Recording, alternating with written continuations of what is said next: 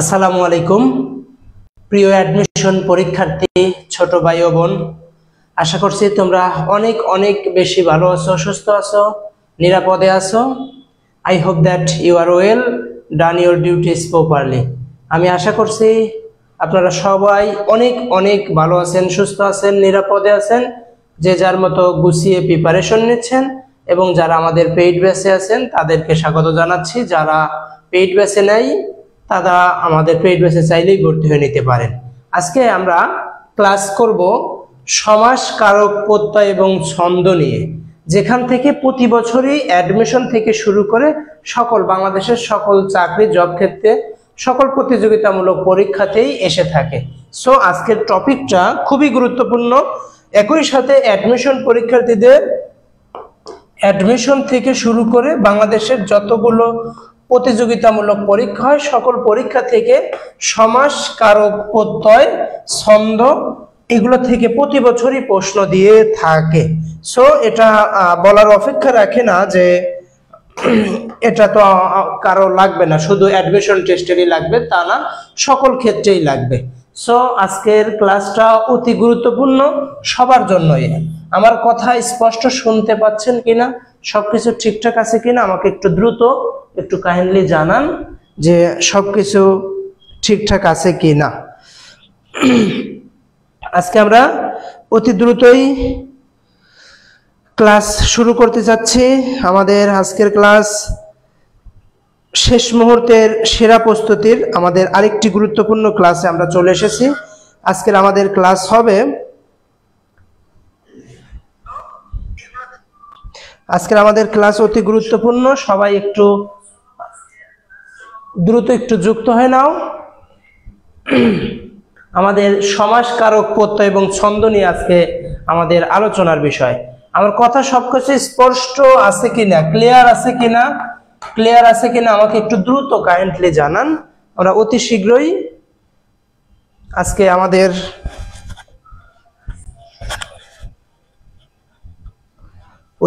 আমরা ক্লাসটা শুরু করে দেব ইনশাআল্লাহ।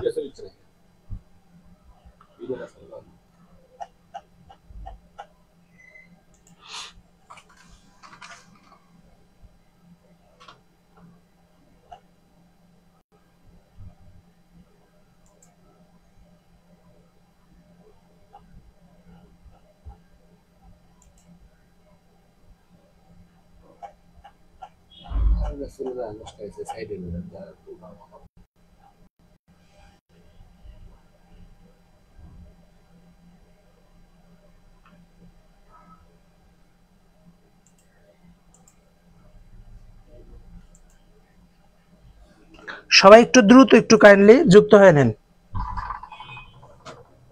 অতি একটু দ্রুত একটু যুক্ত হন। আজকের ক্লাসটা অতি গুরুত্বপূর্ণ।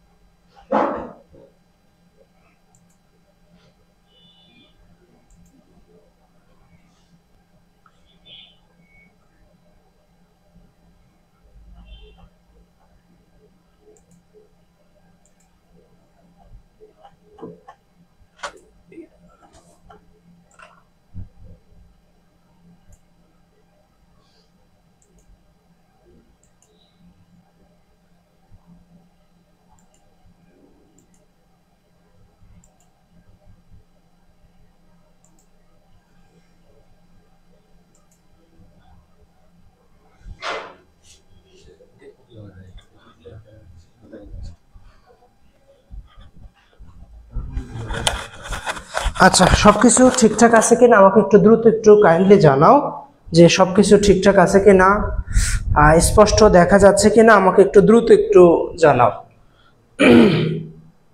আমরা অতি দ্রুত ক্লাসটা শুরু করব। জাস্ট 1 মিনিট একটু সময় দাও, 1 মিনিটের মধ্যে সবাই একটু আসুক। আজকে আমরা অতি গুরুত্বপূর্ণ ক্লাস নিয়ে আলোচনা করব, সমাস, কারক, প্রত্যয়, ছন্দ, অলংকার নিয়ে সকল বিষয় যেগুলো আমাদের অ্যাডমিশন থেকে শুরু করে সকল চাকরি পরীক্ষাতেই এসে থাকে। সো সবাই একটু দ্রুত একটু যুক্ত হও, দ্রুত।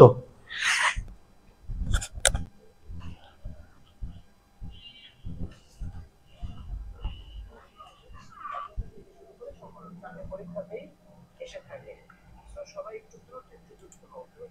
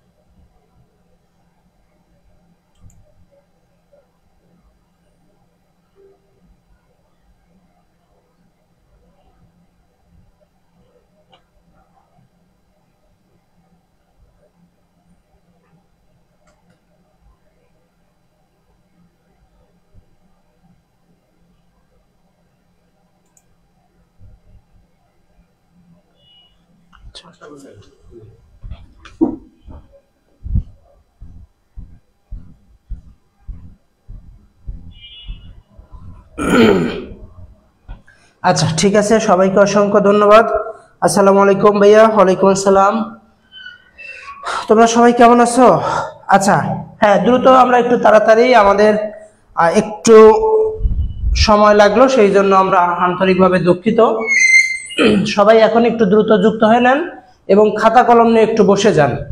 ভাই একটু খাতা কলম নিয়ে বসে যান। আজকের ক্লাসটা অতি গুরুত্বপূর্ণ সবার জন্য, একই সাথে অ্যাডমিশন থেকে শুরু করে সকল চাকরি পরীক্ষার্থীর জন্য খুবই গুরুত্বপূর্ণ একটা টপিকস। সেজন্য আমরা ব্যাকগ্রাউন্ড, আচ্ছা ব্যাকগ্রাউন্ডটা আমরা একটু অন্য কালার দিয়ে দেখি, দেখা যায় কিনা। আমরা প্রথমেই যেটা দিয়ে দিয়েছি, আজকে আমি সবাইকে রিকোয়েস্ট করবো দ্রুত একটু যুক্ত হন। আজকে আমরা এক ক্লাসে যাতে সকল বিষয় নিয়ে আলোচনা করতে পারি, সবাই একটু দ্রুত যুক্ত হয়ে নেন এবং সবকিছু দেখা যাচ্ছে কিনা আমাকে একটু দ্রুত জানান। আচ্ছা, আমি আশা করছি যে সকল কিছু দেখতে পাচ্ছেন এবং সবকিছুই ঠিকঠাক আছে। আচ্ছা, সবাই একটু গ্রুপগুলোতে শেয়ার করে দেন। আমরা প্রথম যে টপিকটা, সেটা আমরা বাংলা প্রথম পত্র থেকেই আমরা শুরু করি। বাংলা প্রথম পত্র থেকেই। আমার লেখা কি দেখা যাচ্ছে? হ্যাঁ দেখা যাচ্ছে। ব্যাকগ্রাউন্ডটা অন্যটা দিয়ে দেই, এটা দেখো, আমরা প্রথমেই ছন্দ নিয়ে কথা বলি। ছন্দ নিয়ে আমরা একটু কথা বলি, যেগুলো হচ্ছে আমাদের বলা হয় এইচএসসি একাডেমিক থেকে শুরু করে সকল ক্ষেত্রেই ছন্দটা আছে। এই ছন্দটা নিয়ে আমরা একটু কথা বলি। তাহলে ছন্দ দিয়ে পরীক্ষার হলে আসে যে সোনার তরী, প্রশ্ন আসে সোনার তরী। এই সোনার তরী কবিতাটি কোন ছন্দে রচিত? 18 বছর কবিতাটি 18 বছর কবিতাটি কোন ছন্দে রচিত? আমি কিংবদন্তির কথা বলছি, কবিতাটি কোন ছন্দে রচিত? বিদ্রোহী কবিতাটি কোন ছন্দে রচিত? বিভীষণের প্রতি মেঘনাদ কবিতাটি কোন ছন্দে রচিত? ছবি কবিতাটি কোন ছন্দে রচিত? ইত্যাদি রকমের প্রশ্ন এসে থাকে এই ছন্দ অলঙ্কার নিয়ে। সেজন্য আমরা তাহলে আজকে প্রথমেই ছন্দ এবং অলঙ্কার নিয়েই আলোচনা করি। তাহলে আপনারা মোটামুটি বুঝতে পারবেন যে আমাদের আজকের আলোচনা কি বিষয়। ভাইয়া ইংরেজির জন্য, ভাই আপনি কেমন আছেন? আছি আলহামদুলিল্লাহ। ভাই ইংরেজির জন্য text panacea first part English book কেমন? ভাইয়া ছন্দ পারি। আচ্ছা, ছন্দ পারলেও সমস্যা নেই, আমি জাস্ট অল্প একটু সময় দিয়ে আমরা শেষ করে নিব। আচ্ছা ঠিক আছে, দেখো ছন্দ থেকে আমরা একটু শুরু করলাম। মাথায় রাখবা ছন্দ শব্দের অর্থ কি জানো? লেখো ছন্দ শব্দের অর্থ। ছন্দ শব্দের অর্থ হচ্ছে কাব্যর ভাব। এইটা একটু লিখবা যে কাব্যর ভাব। কাব্যর ভাব অথবা ছন্দ শব্দের আরেকটা অর্থ হচ্ছে ইচ্ছা। আরেক অর্থ হচ্ছে ইচ্ছা। ইচ্ছা পরীক্ষার হলে এখন বেশিরভাগ ক্ষেত্রেই মানে অর্থগুলো চাই। অনেক সময় যেমন আমরা গত বছর পরীক্ষা দিয়েছি, যারা দিয়েছিল তারা বলেছে দেখো এই সাহিত্য বলেছিল, সাহিত্য শব্দের অর্থ কি? সাহিত্য শব্দের অর্থ সাহিত্যের ভাব বা মিলন। সাহিত্যের ভাব বা মিলনকে কি বলা হয়? আমরা জানি সাহিত্যের ভাব বা মিলনকে সাহিত্য বলা হয়। ঠিক তেমনি ভাবে আমরা একটু ছন্দটা জানতে হবে। ছন্দের ভাব বা ছন্দের ঐক্য, আরেকটা নাম হচ্ছে ইচ্ছা। তাহলে ছন্দ শব্দের একটা অর্থ পেয়েছি, ইচ্ছাটা মাথায় রাখবা।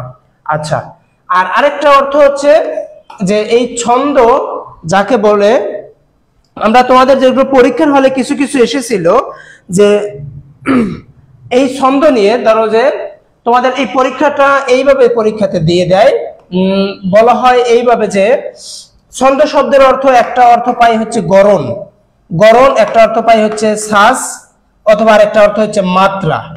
মানে এগুলো পরীক্ষার হলে বেশি আসবে না, আসার মতো প্রশ্ন আসতে পারে ইচ্ছা। ছন্দ শব্দের অর্থ কি? ইচ্ছাটা, এটুকু একটু জানবা। আর অক্ষর ভাব বা মাত্রা হয়, ভাবও হয়, এটা বিষয় না, তোমাদের এটা দরকার নাই। আমার যেটা এখন পরীক্ষার জন্য দরকার সেইগুলো আমরা আগে শিখাই। আচ্ছা দেখো, একটু পরীক্ষার জন্য যেটা আসবে সেটা আমরা আগে শিখি। এগুলো সবগুলো শিখে আমাদের কাজ হবে না। পরীক্ষার জন্য যেটা আমাদের দরকার সেটা আমাদের এখন প্রয়োজন। দেখো পরীক্ষার হলে কি কি আসে, পরীক্ষার হলে যেটা আসে সেটা আমরা আগে শিখি। এখান থেকে ছন্দ হচ্ছে সাধারণত হচ্ছে 3 প্রকার। পরীক্ষার হলে আসতে পারে ছন্দ কত প্রকার? ছন্দ হচ্ছে 3 প্রকার। একটা হচ্ছে স্বরবৃত্ত, একটা স্বরবৃত্ত, একটা হচ্ছে মাত্রাবৃত্ত, মাত্রাবৃত্ত, আর একটা হচ্ছে অক্ষরবৃত্ত, অক্ষরবৃত্ত। পরীক্ষার হলে যেটা আসবে সেটার জন্য আমরা পড়ি। এখন আমাদের জানার পিএইচডি করার দরকার নাই, কারণ আমরা অ্যাডমিশন পরীক্ষার্থী যারা, তাদের তো আর এগুলো দরকার হয় না, সেই জন্য আমরা পরীক্ষার জন্য পড়বো। দেখো ছন্দ হচ্ছে 3 প্রকার।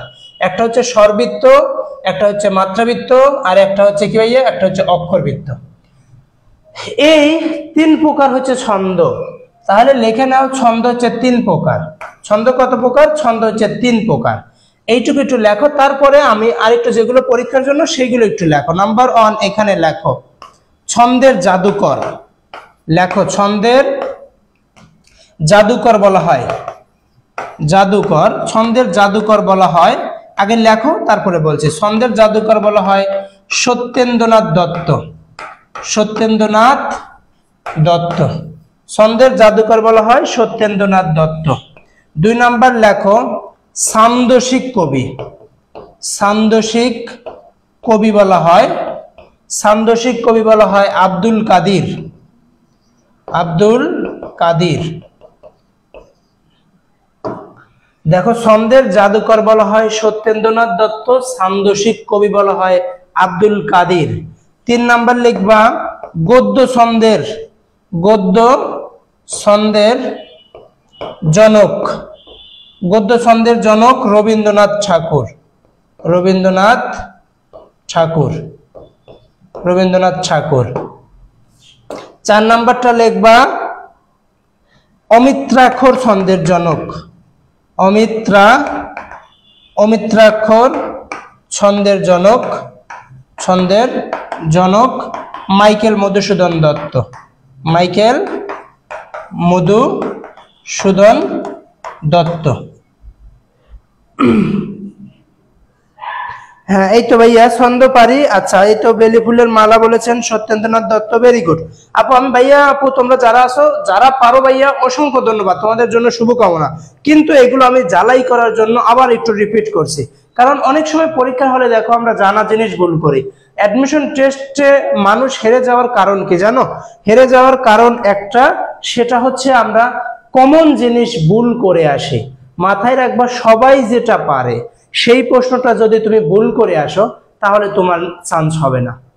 কারণ সবাই যে প্রশ্নটা পারে সেই প্রশ্নটা যদি তুমি কোনোদিন ভুল করো তাহলে আর চান্স আশা করা যায় না। সেই জন্য আমি, তোমরা সবাই জানো, সবাই পড়েছো, এতদিন তো এগুলো বাদ থাকার কথা না, কিন্তু কিন্তু আমাদের এই কিন্তুর জন্য একটু পড়তে হবে, যে আমরা যাতে একটু জ্বালাই করে নিতে পারি।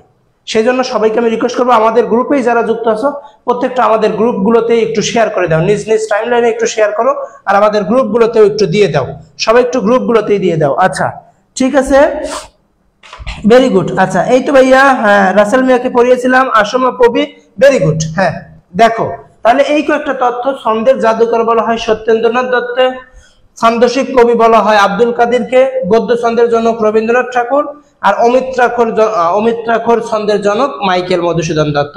এই কয়েকটা নামটা একটু মাথায় সেট করে রেখে দাও।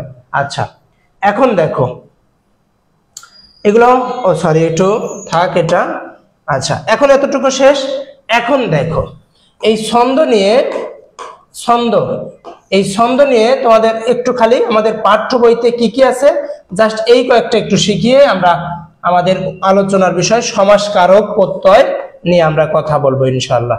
দেখো আমরা বলেছি ছন্দ হচ্ছে কত প্রকার? 3 প্রকার বলেছি। একটা হচ্ছে স্বরবৃত্ত, স্বরবৃত্ত, একটা বলেছি মাত্রাবৃত্ত, আর একটা বলেছি অক্ষরবৃত্ত। দেখো ভাইয়া এই 3 প্রকার। এখন তোমরা প্রশ্ন আসতে পারে ভাইয়া কোন কবিতাটা কিভাবে ব্যবহৃত হয়? স্বরবৃত্ত বলতে কি বোঝায়, মাত্রাবৃত্ত, অক্ষরবৃত্ত বলতে কি বোঝায়? এগুলো আসলে আমি এখন যদি শিখতে চাও তাহলে আমি বলতে পারবো, কিন্তু এখন এগুলো পরীক্ষায় আসে না। যেগুলো আসে না সেগুলো নিয়ে মাথা কামিয়ে লাভ নেই, যেটা আসবে সেটা আমরা জানলেই হলো। দেখো এই স্বরবৃত্তটা আমাদের কবিতায়, আচ্ছা বলো তো আমাদের কবিতা আছে কয়টা? আমাদের কবিতা আছে হচ্ছে 12টা। মানে ফুল সিলেবাস সহ কবিতা আছে হচ্ছে 12টা।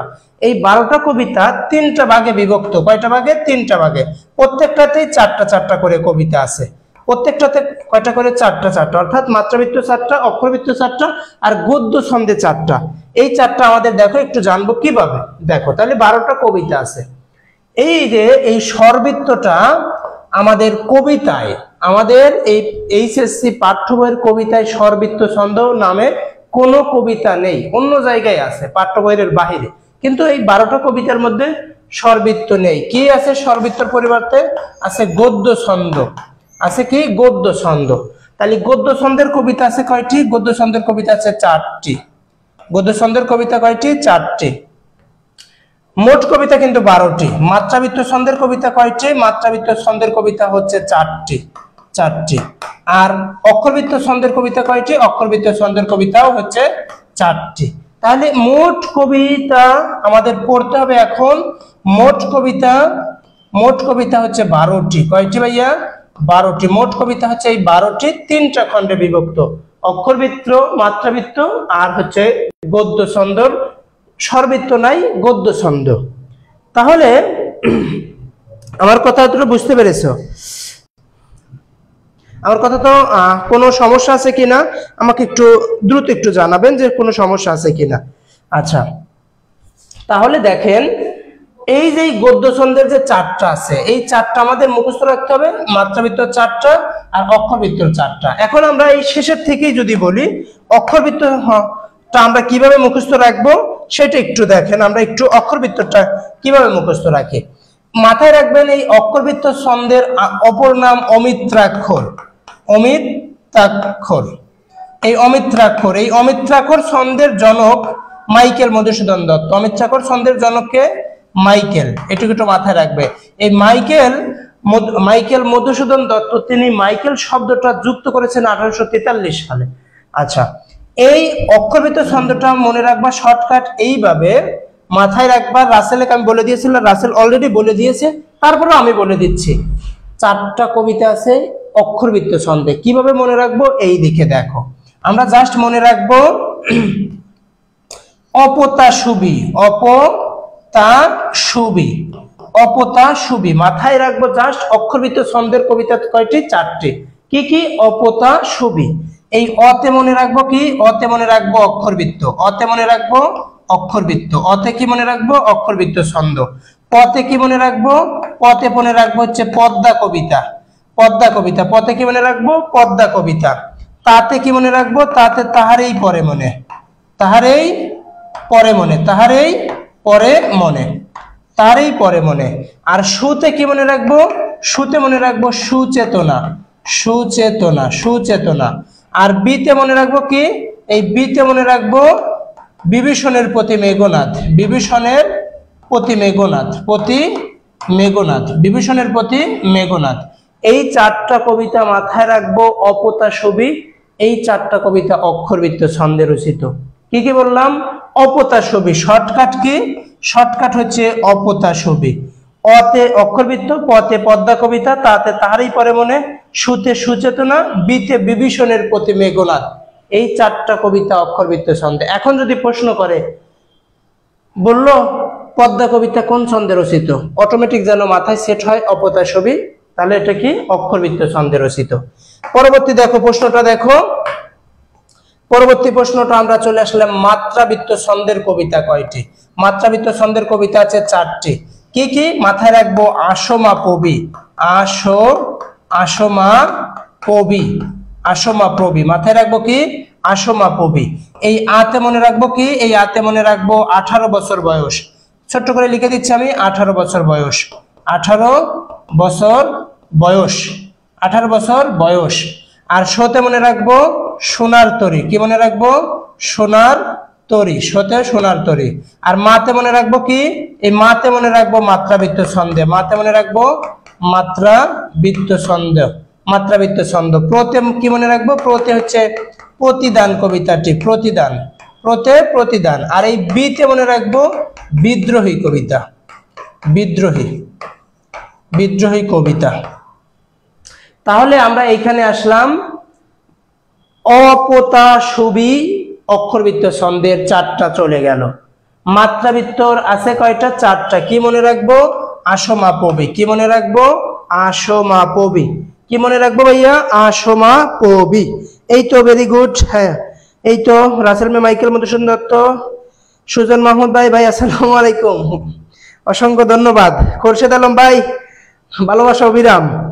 আচ্ছা রাসেল ভাইয়া, না ভাইয়া ক্লিয়ার। আচ্ছা আক্কাস আলী ভাই, কি রান্না করেছেন? এই দেখো আবার মাঝখানে আবার কি রান্না করেছেন নিয়ে চলে আসছে। রাসেল মিয়া, মাইকেল মধুসূদন দত্ত, সিনথিয়া তাবাচ্ছুম, অপতা সুবি, ভেরি গুড। আচ্ছা, তাহলে দেখো আমরা অলরেডি অক্ষরবৃত্ত ছন্দটা 4টা শিখে ফেলছি, মাত্রাবৃত্তটা 4টা শিখে ফেলছি। এখন আমরা পরবর্তী কি শিখবো? পরবর্তীটা টপিকটা দেখো। পরবর্তী আমরা শিখবো হচ্ছে গদ্য ছন্দ। গদ্য ছন্দটা জাস্ট মনে রাখবো কিং। এই কিং সনুর গফ আছে, মানে গার্লফ্রেন্ড আছে, মাথায় রাখবো কিং সনুর গফ আছে। এই কিং মানেই মনে রাখবো আমি কিংবদন্তির কথা বলছি, আমি কিংবদন্তির কথা বলছি, আমি কিংবদন্তির কথা বলছি, আমি কিংবদন্তির কথা বলছি। ছতে মনে রাখবো ছবি কবিতা, ছবি কবিতাও আছে। নুতে মনে রাখবো নুরুল দিনের কথা মনে পড়ে যায়, মানে নূরতে মনে রাখবো নুরুল দিনের কথা মনে পড়ে যায়, মনে পড়ে যায়, নুরুল দিনের কথা মনে পড়ে যায়। আর গতে মনে রাখবো গদ্য ছন্দে, গতে মনে রাখবো কি? গদ্য ছন্দ। আর ফতে মনে রাখবো, এই ফতে ফেব্রুয়ারি 1969, ফেব্রুয়ারি 1969। তাহলে এই দেখো আমরা ছন্দ নিয়ে একটু জ্বালাই করে নিলাম, যাতে ছন্দ থেকে প্রশ্ন আসলে আমরা আরো তথ্য দিতে পারতাম। আরো অনেক তথ্য দেওয়া যায়, কিন্তু আপনারা বিরক্ত হয়ে যাবেন, বলবেন না ভাই এতগুলো আমাদের দরকার নাই, আমরা যেগুলো দরকার সেগুলো আমরা পড়লেই হব। হ্যাঁ, এই তো, ভেরি গুড। অপতা সুবি, আসমাপবি, আর একটা লিখে নাও কিং সনুর গপ আছে। তাহলে কিং সনুর গপ আছে, এই কয়েকটা তথ্য যদি একটু মাথায় রাখতে পারেন তাহলে অনায়াসেই আমরা ভালো কিছু করব ইনশাআল্লাহ। তাহলে এইগুলো যে কয়েকটা তথ্য দিয়েছি ছন্দ থেকে, এই 12টা কবিতা মনে থাকবে না ইনশাআল্লাহ? আমি রিকোয়েস্ট করব সবাইকে, আমি রিকোয়েস্ট করছি একটু নিজ নিজ টাইম লাইনে আমাদের গ্রুপগুলোতে একটু শেয়ার করে দিবেন, প্রত্যেকটা গ্রুপে একটু শেয়ার করবেন। এখন বলেন এই 6টার মানে 12টা কবিতা আপনাদের কি ক্লিয়ার হয়েছে কিনা আমাকে একটু দ্রুত জানান, না হলে একটা স্ক্রিনশট দিয়ে নিয়ে নেন। এখন একটা চাইলে একটা হচ্ছে কি একটা স্ক্রিনশট দিয়ে রেখে দেন, পরবর্তীতে হয়তো বা কাজে লাগতে পারে। একটু দ্রুত একটু স্ক্রিনশট দেন। আমি এখন প্রশ্ন ধরব, দেখেন লেখা হলে আমাকে একটু ডান লেখেন, আমি এখন 2-1টা প্রশ্ন ধরেই চলে যাব। দেখেন এখন আমাদের একটু তথ্য দিব কবিতার লাইন সম্পর্কে, কবিতার লাইন সম্পর্কে একটু তথ্য দিব, আর এক্সট্রা তথ্য কবি সাহিত্যিক দিক থেকেও একটু তথ্য দিব। কবিতার লাইনগুলো পরীক্ষায় আসে, কিভাবে পরীক্ষায় আসে সেগুলো আপনারা অনায়াসে বুঝতে পারবেন। যেমন চট্টগ্রাম বিশ্ববিদ্যালয়ে যদি পরীক্ষা দিয়ে থাকেন, ওখানে আসছিল কিন্তু কবর, এই যে কবর কবিতার লাইন কতটি, কবিতার পঙ্গতি দিয়েছিল, কবর কবিতার পঙ্গতি কতটি, কতটি। তাহলে এখন আপনি এইটা কি প্রশ্নটা আগে কি জানা ছিল? আমরা শুধু জানি কবর একটি কবিতা জসীমউদ্দিনের, কবর নাটক রচনা করেছেন কি মুনির চৌধুরী, এই 2টা তথ্য জানি। কিন্তু এখন চেয়েছে লাইন, কবর কবিতার লাইন, সেজন্য আমি আপনাদের 5-6টা কবিতার লাইন একটু বলে দিব। এই 6টা কবিতার লাইন একটু খাতায় নোট করে রাখেন, কারণ অনেক সময় পরীক্ষাতে এই লাইনগুলো তুলে দিবে।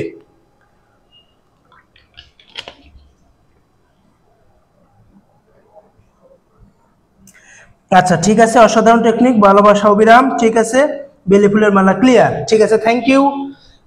আচ্ছা তোমাদের তাহলে আমি এই কবিতার লাইনগুলো একটু দিয়ে দিচ্ছি, সেগুলো একটু জাস্ট একটু লিখে নাও।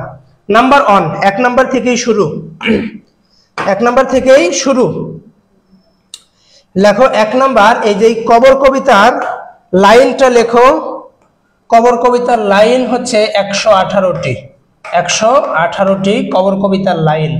কবর এই কবিতাটির রচয়িতা, কবর কবিতাটির রচয়িতা জসীমউদ্দিন, জসীমউদ্দিন। কবর কবিতাটির কবিতা, কিন্তু কবর কবিতাটির রচয়িতা জসীমউদ্দিন। আর কবর নামে কবর নামক একটি নাটক আছে, নাটক। এই নাটকের রচয়িতা হচ্ছে মুনির চৌধুরী।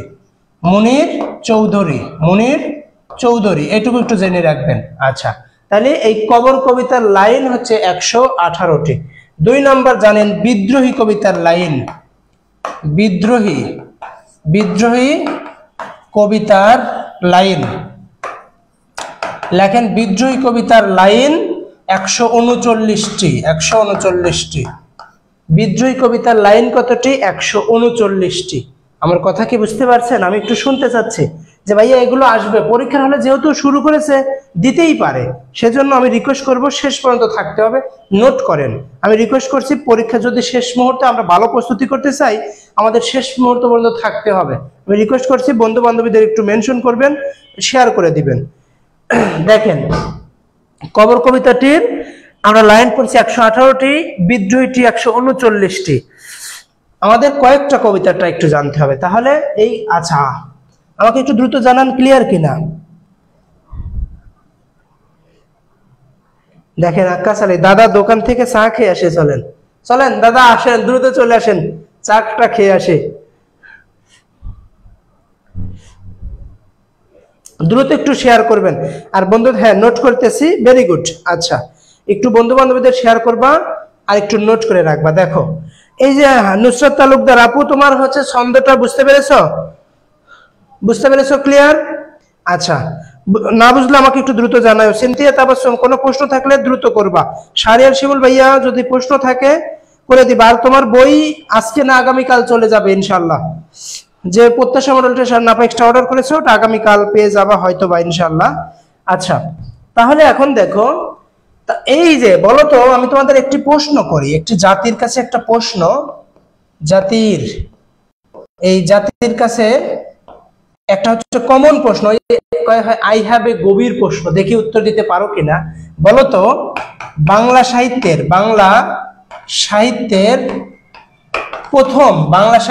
প্রথম বিদ্রোহী কবিকে? বিদ্রোহী কবিকে আই হ্যাভ এ গভীর প্রশ্ন দিয়ে দিলাম। দেখি বলো তো, দেখি বাংলা সাহিত্যের প্রথম বিদ্রোহী কবিকে? দ্রুত উত্তর দিয়ে দিবা, দেখি দেখি জানো কিনা। যদি নাও জানো তারপরে না লিখে দিবা, না বলতে শিখুন। যদি না জানেন তারপরেও বলবেন। হ্যাঁ শাহরিয়ার, হ্যাঁ ভাইয়া তোমাকে জানি তো যে তুমি শাহরিয়ার।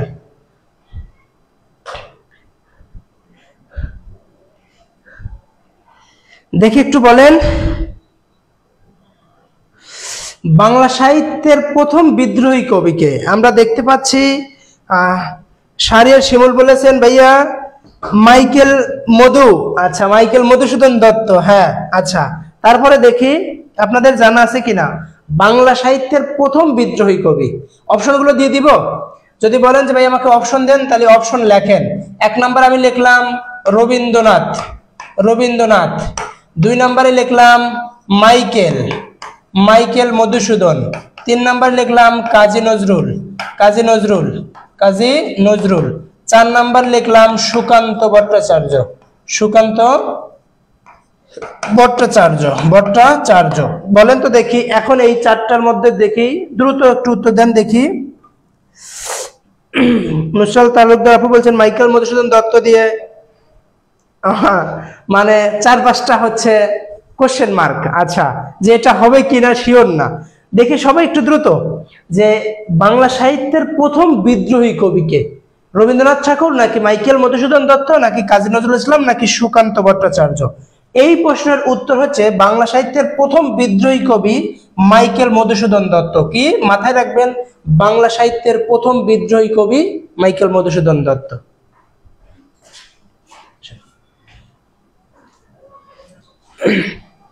তাহলে এটা একটু মাথায় রাখবেন, বাংলা সাহিত্যের প্রথম বিদ্রোহী কবি হচ্ছে মাইকেল মধুসূদন দত্ত। মাইকেল মধুসূদন দত্ত কি কারণে প্রথম বলা হয়? কারণ তার জন্মই তো 1824 থেকে 1873 সাল।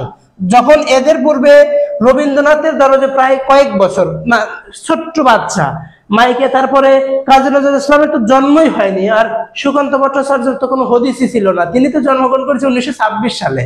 তাহলে কি এদের 4 জনের মধ্যে কি আছে? মাইকেল মধুসূদন দত্ত বাংলা সাহিত্যের প্রথম বিদ্রোহী কবি। তারপরে দ্বিতীয় বিদ্রোহী হিসেবে আসে মাইকেল মধুসূদনের পরে আসে কাজী নজরুল ইসলাম। আর কাজী নজরুল ইসলামের পরে সুকান্ত ভট্টাচার্যকে বিদ্রোহী না বলে যে ফ্যাসি বিরোধী লেখক বলা হয়, কিশোর কবি। আশা করছি বুঝতে পেরেছেন। হ্যাঁ, ভেরি গুড। এই তো মাইকেল মধুসূদন। আচ্ছা, হ্যাঁ, এই তো তাহলে মাইকেল মধুসূদন দত্তকেই বলা হয়েছে বাংলা সাহিত্যের প্রথম বিদ্রোহী কবি। আচ্ছা, ক্লিয়ার। আচ্ছা, তাহলে এই বিদ্রোহী কবিতাটার লাইন আছে 139টি। কতটি?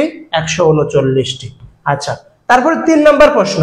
বলেন দেখি, আপনারা পড়েছেন, বলেন তো দেখি 18 বছর বয়স, 18 বছর বয়স কবিতাটির লাইন কতটি? 3 নাম্বার 18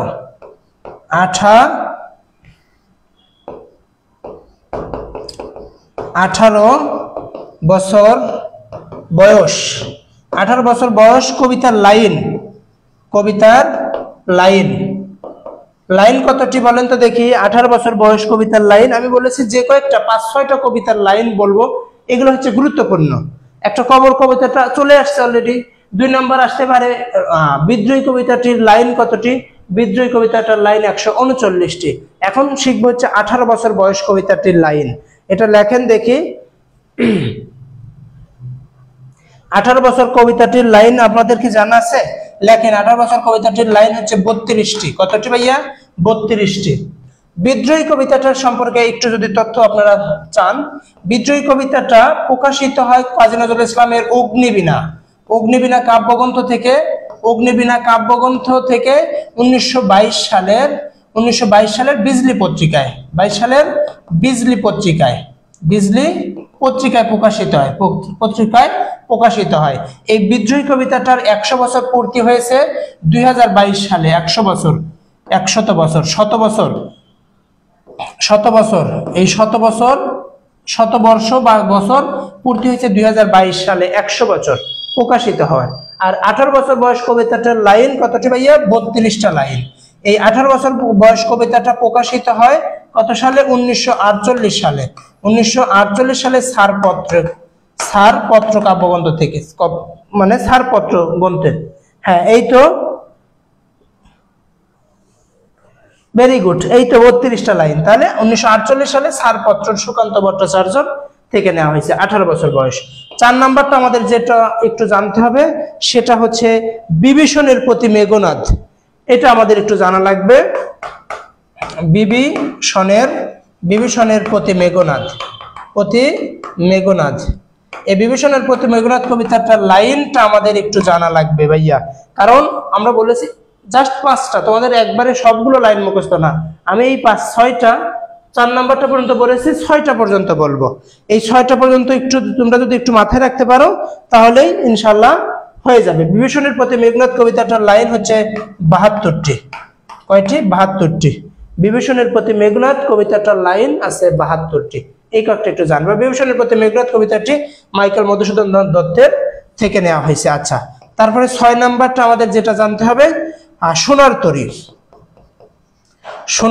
এই সোনার তরী কবিতাটার লাইন আমাদের জানা লাগবে 5 নাম্বার। 6 নাম্বারটা আমাদের জানতে হবে আমি কিংবদন্তির কথা বলছি।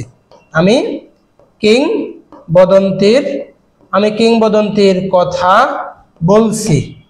কিংবদন্তির কথা বলছি কবিতার লাইন। এই যে এই 2টার লাইনটা, এই 6টা, মানে আমি যে 6টা কবিতা দিলাম, এই 6টা কবিতার লাইনটা একটু মাথায় রেখে দিও। কারণ এই 6টাই পাঠ্য বইয়ের মধ্যে খুবই গুরুত্বপূর্ণ। কবর তো পাঠ্য বইয়ের নেই, এই কবরটা মানে এটা আমাদের একটু গুরুত্বপূর্ণ আর কি।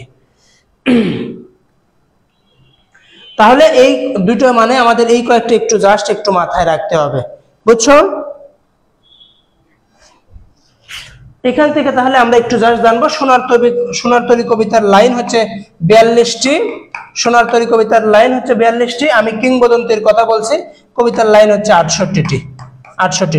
তাহলে এই যে এই 6টা একটু আমাদের একটু কবিতার লাইনগুলো একটু জানবা। তারপরে এখন আমরা সমাসে আলোচনায় আসছি। এখন বলেন যে এই যে আমরা 6টা কবিতার লাইন বললাম, এই 6টা থেকে যদি প্রশ্ন আসে কবিতার লাইনগুলো, তাহলে আশা করছি যে অনায়াসেই উত্তর করতে পারবো ইনশাআল্লাহ। এখন কি কোনো সমস্যা হবে কিনা আমাকে একটু দ্রুত জানাবেন, যে কোনো সমস্যা হবে কিনা। এই 6টা মনে থাকবে না? আশা করছি এই 6টা মনে থাকবে ইনশাআল্লাহ। যাদের একটু সমস্যা তারা একটু দ্রুত একটু স্ক্রিনশট দিয়ে নিয়ে নেন।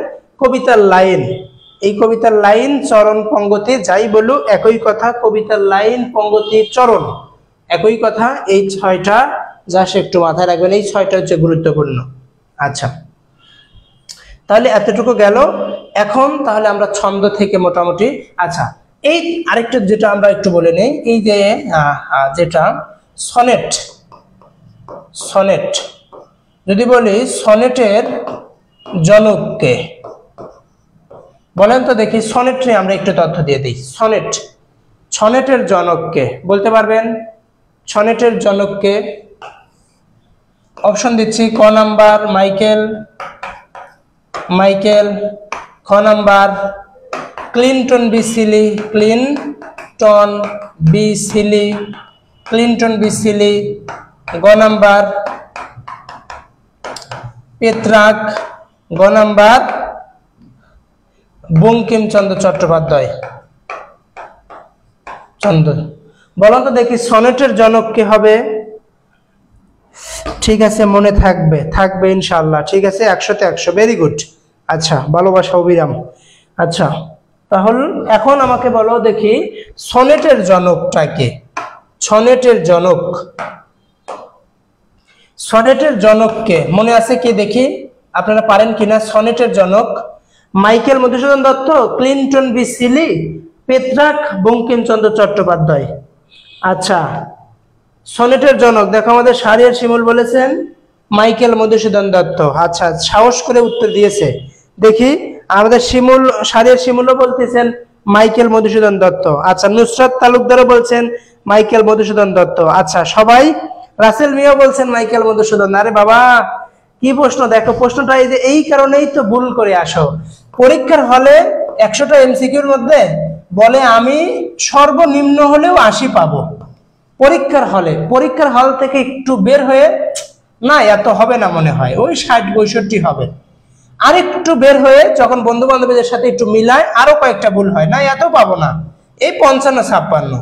পরীক্ষা যখন রেজাল্ট দেয় তখন দেখে 21 পাইছে। এত কনফিডেন্স হওয়া যাবে না। তো বলছে কি সনেটের জনক, সনেটের জনক পেত্রাক। ইতালির সনেটের জনক হচ্ছে পেত্রাককে। যদি বলতো বাংলা সনেটের জনককে, যদি এইরকম আগে দিয়ে দিত বাংলা সনেটের জনককে, তাহলে হতো মাইকেল মধুসূদন দত্ত। বিষয়টা কি বুঝতে পেরেছেন? যদি বলতো বাংলা সনেটের জনককে, তাহলে মাইকেল মধুসূদন দত্ত। আর সনেটের জনককে তখন উত্তর দিতে হবে পেত্রাক। যদি এই পেত্রাক এ হচ্ছে ইতালি, যদি পেত্রাককে যদি অপশনে না রাখে তখন মাইকেল মধুসূদন দত্ত দিতে হবে। বিষয়টা কি বুঝতে পেরেছেন? যদি মাইকেল অর্থাৎ পেত্রাককে না দেওয়া থাকে অপশনে, তখন মাইকেল মধুসূদন দত্ত। বাংলা টাংলা না দেওয়া থাকলেও, এই যে যদি এরকম থাকতো সনেটের জনক পেত্রাক অপশনে নেই, তখন মাইকেল মধুসূদন দত্ত হতো। কিন্তু অপশনে আছে পেত্রাক, তাহলে 100% পেত্রাক। কারণ এই মাইকেল মধুসূদন দত্ত ইতালি গিয়েছিলেন, ইতালি থেকে তার অনুপ্রাণিত বা দেখে ইতালি থেকে অনুসরণ করে বাংলায় এসে বাংলা সনেটের প্রবর্তন করেছেন। আশা করছি মনে থাকবে ইনশাআল্লাহ। আচ্ছা, বুঝতে পেরেছেন? আচ্ছা, আর এইখানে দেখেন মাইকেল মধুসূদন তো আমরা জানি। এখন বলেন তো এই যে ক্লিনটন বি সিলি, এই ক্লিনটন বি সিলির সম্পর্কে আপনারা জানেন কি? প্রশ্ন আসে এইরকম করে, এই প্রশ্নটা আমরা একটু শিখে ফেলি। আচ্ছা, আমরা সনেট, এই যে ক্লিনটন বি সিলির নামটা লেখার কারণ, আচ্ছা বলেন তো কোন লেখক ট্রাম দুর্ঘটনায় মারা যান? ট্রাম দুর্ঘটনায়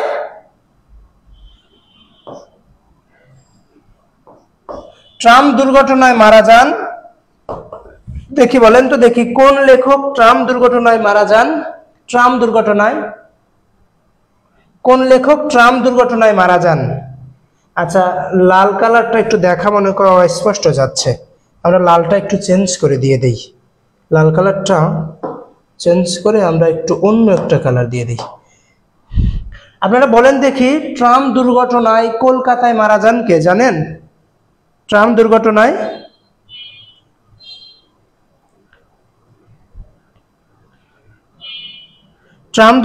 কলকাতায় মারা যান কে দেখি একটু। জানা আছে কিনা একটু আমরা এই তথ্য দিব, কারণ অনেক সময় প্রশ্ন এসে থাকে। জীবনানন্দ দাশ, এই তো Cynthia Tabassum, very good. Jibanananda Das, এই তো। ট্রাম কি ভাই? জাক্কাস আলী, ট্রাম একটা মানে সারিয়ার ট্রাম, মানে যে আগে যে ট্রেন চলতো না, এই ট্রেনের মতনই একটা যানবাহন, এই যে এরকম দুই রাস্তায় চলতো, ট্রেনের চেয়ে মানে ট্রেনের ছোট ভার্সন আর কি। ওই ট্রাম থেকে ট্রেন শব্দটা আসছে এইরকম। আচ্ছা, এই ট্রাম দুর্ঘটনায় মারা যান জীবনানন্দ দাশ। জীবনানন্দ দাশ, ট্রাম দুর্ঘটনায় মারা যান জীবনানন্দ দাশ। ইংরেজিতে কিন্তু জীবনানন্দ দাশ এইরকম, জীব N N N D A, Jibanananda, মানে এই যে D A R D A S, মাথায় একটু ইংরেজি স্পেলিংটা একটু লিখে নিন। জীবনানন্দ, জীব N N N D A S Das. এই ট্রাম দুর্ঘটনায় জীবনানন্দ দাশ 1954 সালের 22 অক্টোবর মারা যান। মারা যায় এই প্রশ্নটা ক্লিন্টন বি সিলি লেখার কারণ, প্রশ্ন এসেছে দেখেই আমি বলছি। ক্লিন্টন বি সিলি অর্থাৎ একজন ইংরেজি লেখক জীবনানন্দ দাশকে নিয়ে গবেষণা করেছেন। প্রশ্ন আসে, কোন বিখ্যাত ইংরেজি লেখক জীবনানন্দ দাশকে নিয়ে গবেষণা করেছেন? এই Clinton B Seely. Clinton B Seely Jibanananda দাশকে নিয়ে গবেষণা করেছেন। এই প্রশ্নটা একটু মাথায় রাখবেন। ক্লিন্টন বি সিলি কি করেছিলেন? জীবনানন্দ দাশকে নিয়ে গবেষণা করেছিলেন। আচ্ছা, শেষ। আপনাদের যদি প্রশ্ন থাকে আমাকে 1 মিনিটে কোনো প্রশ্ন করেন। প্রশ্ন একটু 1 মিনিটে একটু প্রশ্ন করেন, তারপরে আমরা সমাসে চলে যাব, সমাস আলোচনায় চলে যাব।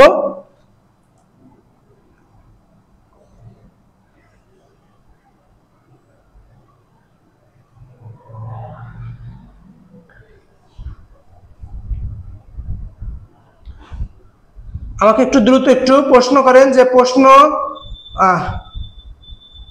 নেট প্রবলেম হয়েছে। আচ্ছা, এখন একটু দেখো তো নেট ঠিক হয়েছে কিনা। একটু মাঝে মাঝে ওই যে মাঝে মাঝে ফোন দিয়ে ফেলে, তো সিমে ফোন দেয়, সেই জন্য একটু মাঝে মাঝে নেটে একটু সমস্যা দেখা দেয়। আচ্ছা, এখন কোনো সমস্যা আছে কিনা?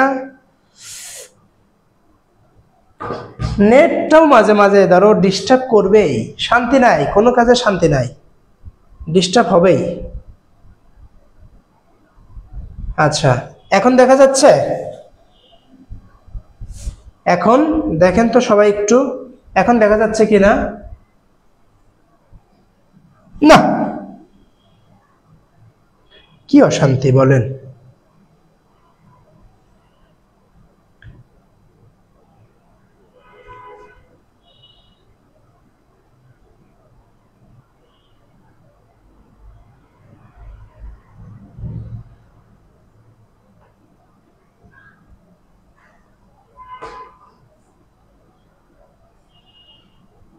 আচ্ছা,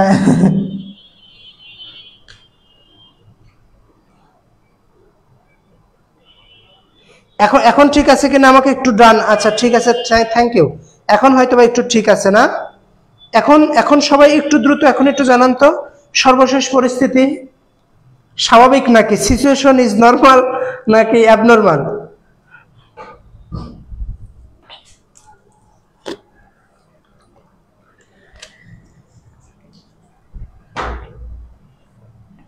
আচ্ছা, ঠিক আছে, থ্যাংক ইউ। দেখো, প্রশ্ন, আপনাদের কোনো প্রশ্ন আছে? কোনো প্রশ্ন?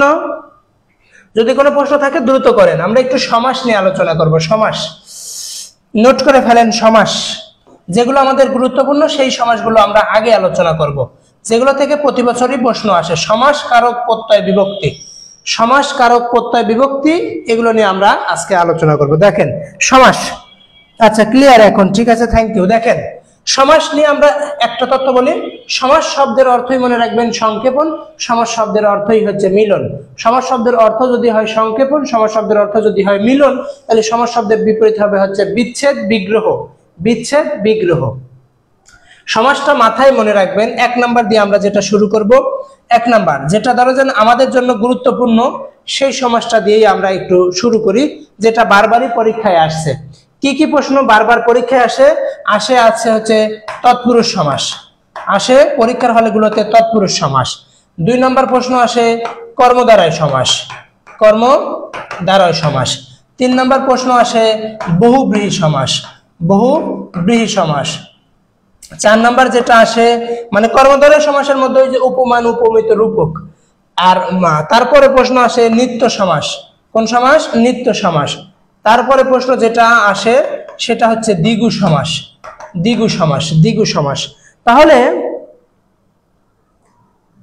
তাহলে আমরা যেটা হচ্ছে এইগুলো থেকে একটু বেশি প্রশ্ন আসে। তাহলে সমাস মানে মাথায় এখন যেগুলো আমরা যে শব্দগুলো একটু কনফিউজ সৃষ্টি করে সেইগুলো আগে আমরা আলোচনা করি, যে কারণ আমরা তো সমাস আগে পড়েছি তাই না। এখন যেগুলো বিভ্রান্তিকর সৃষ্টি করছে সেইগুলো আমরা একটু করব। দেখো যেগুলো আমাদের বিভ্রান্তিকর সৃষ্টি করে, দেখো নাম্বার 1 প্রশ্নগুলো আগে একটু লক্ষ্য করো। এই যে বললো চৌচালা আর চৌরাস্তা, চৌরাস্তা, চৌচালা চৌরাস্তা, বললো চৌচালা চৌরাস্তা। আমি বললাম পঞ্চানন, পঞ্চানন বললাম পঞ্চবটি, বললাম পঞ্চবটি, বটি, চৌচালা চৌরাস্তা, পঞ্চানন পঞ্চবটি। তারপরে বললো একতলা, একতলা বললো এরকম একতলা। এখানে আবার বললো ধরো যে কোনো একটা শব্দ দিয়ে দিলাম আমি। আচ্ছা এইভাবে কয়েকটা দেই, তাছাড়া বুঝবা না। আমি বললাম সপ্তাহ। এইরকম দেখো প্রশ্নগুলো কি ভাইয়া আমি বলছি খুবই গুরুত্বপূর্ণ। আজকে আমরা বিভ্রান্তিকর গুলো সমস্যার সমাধান করব।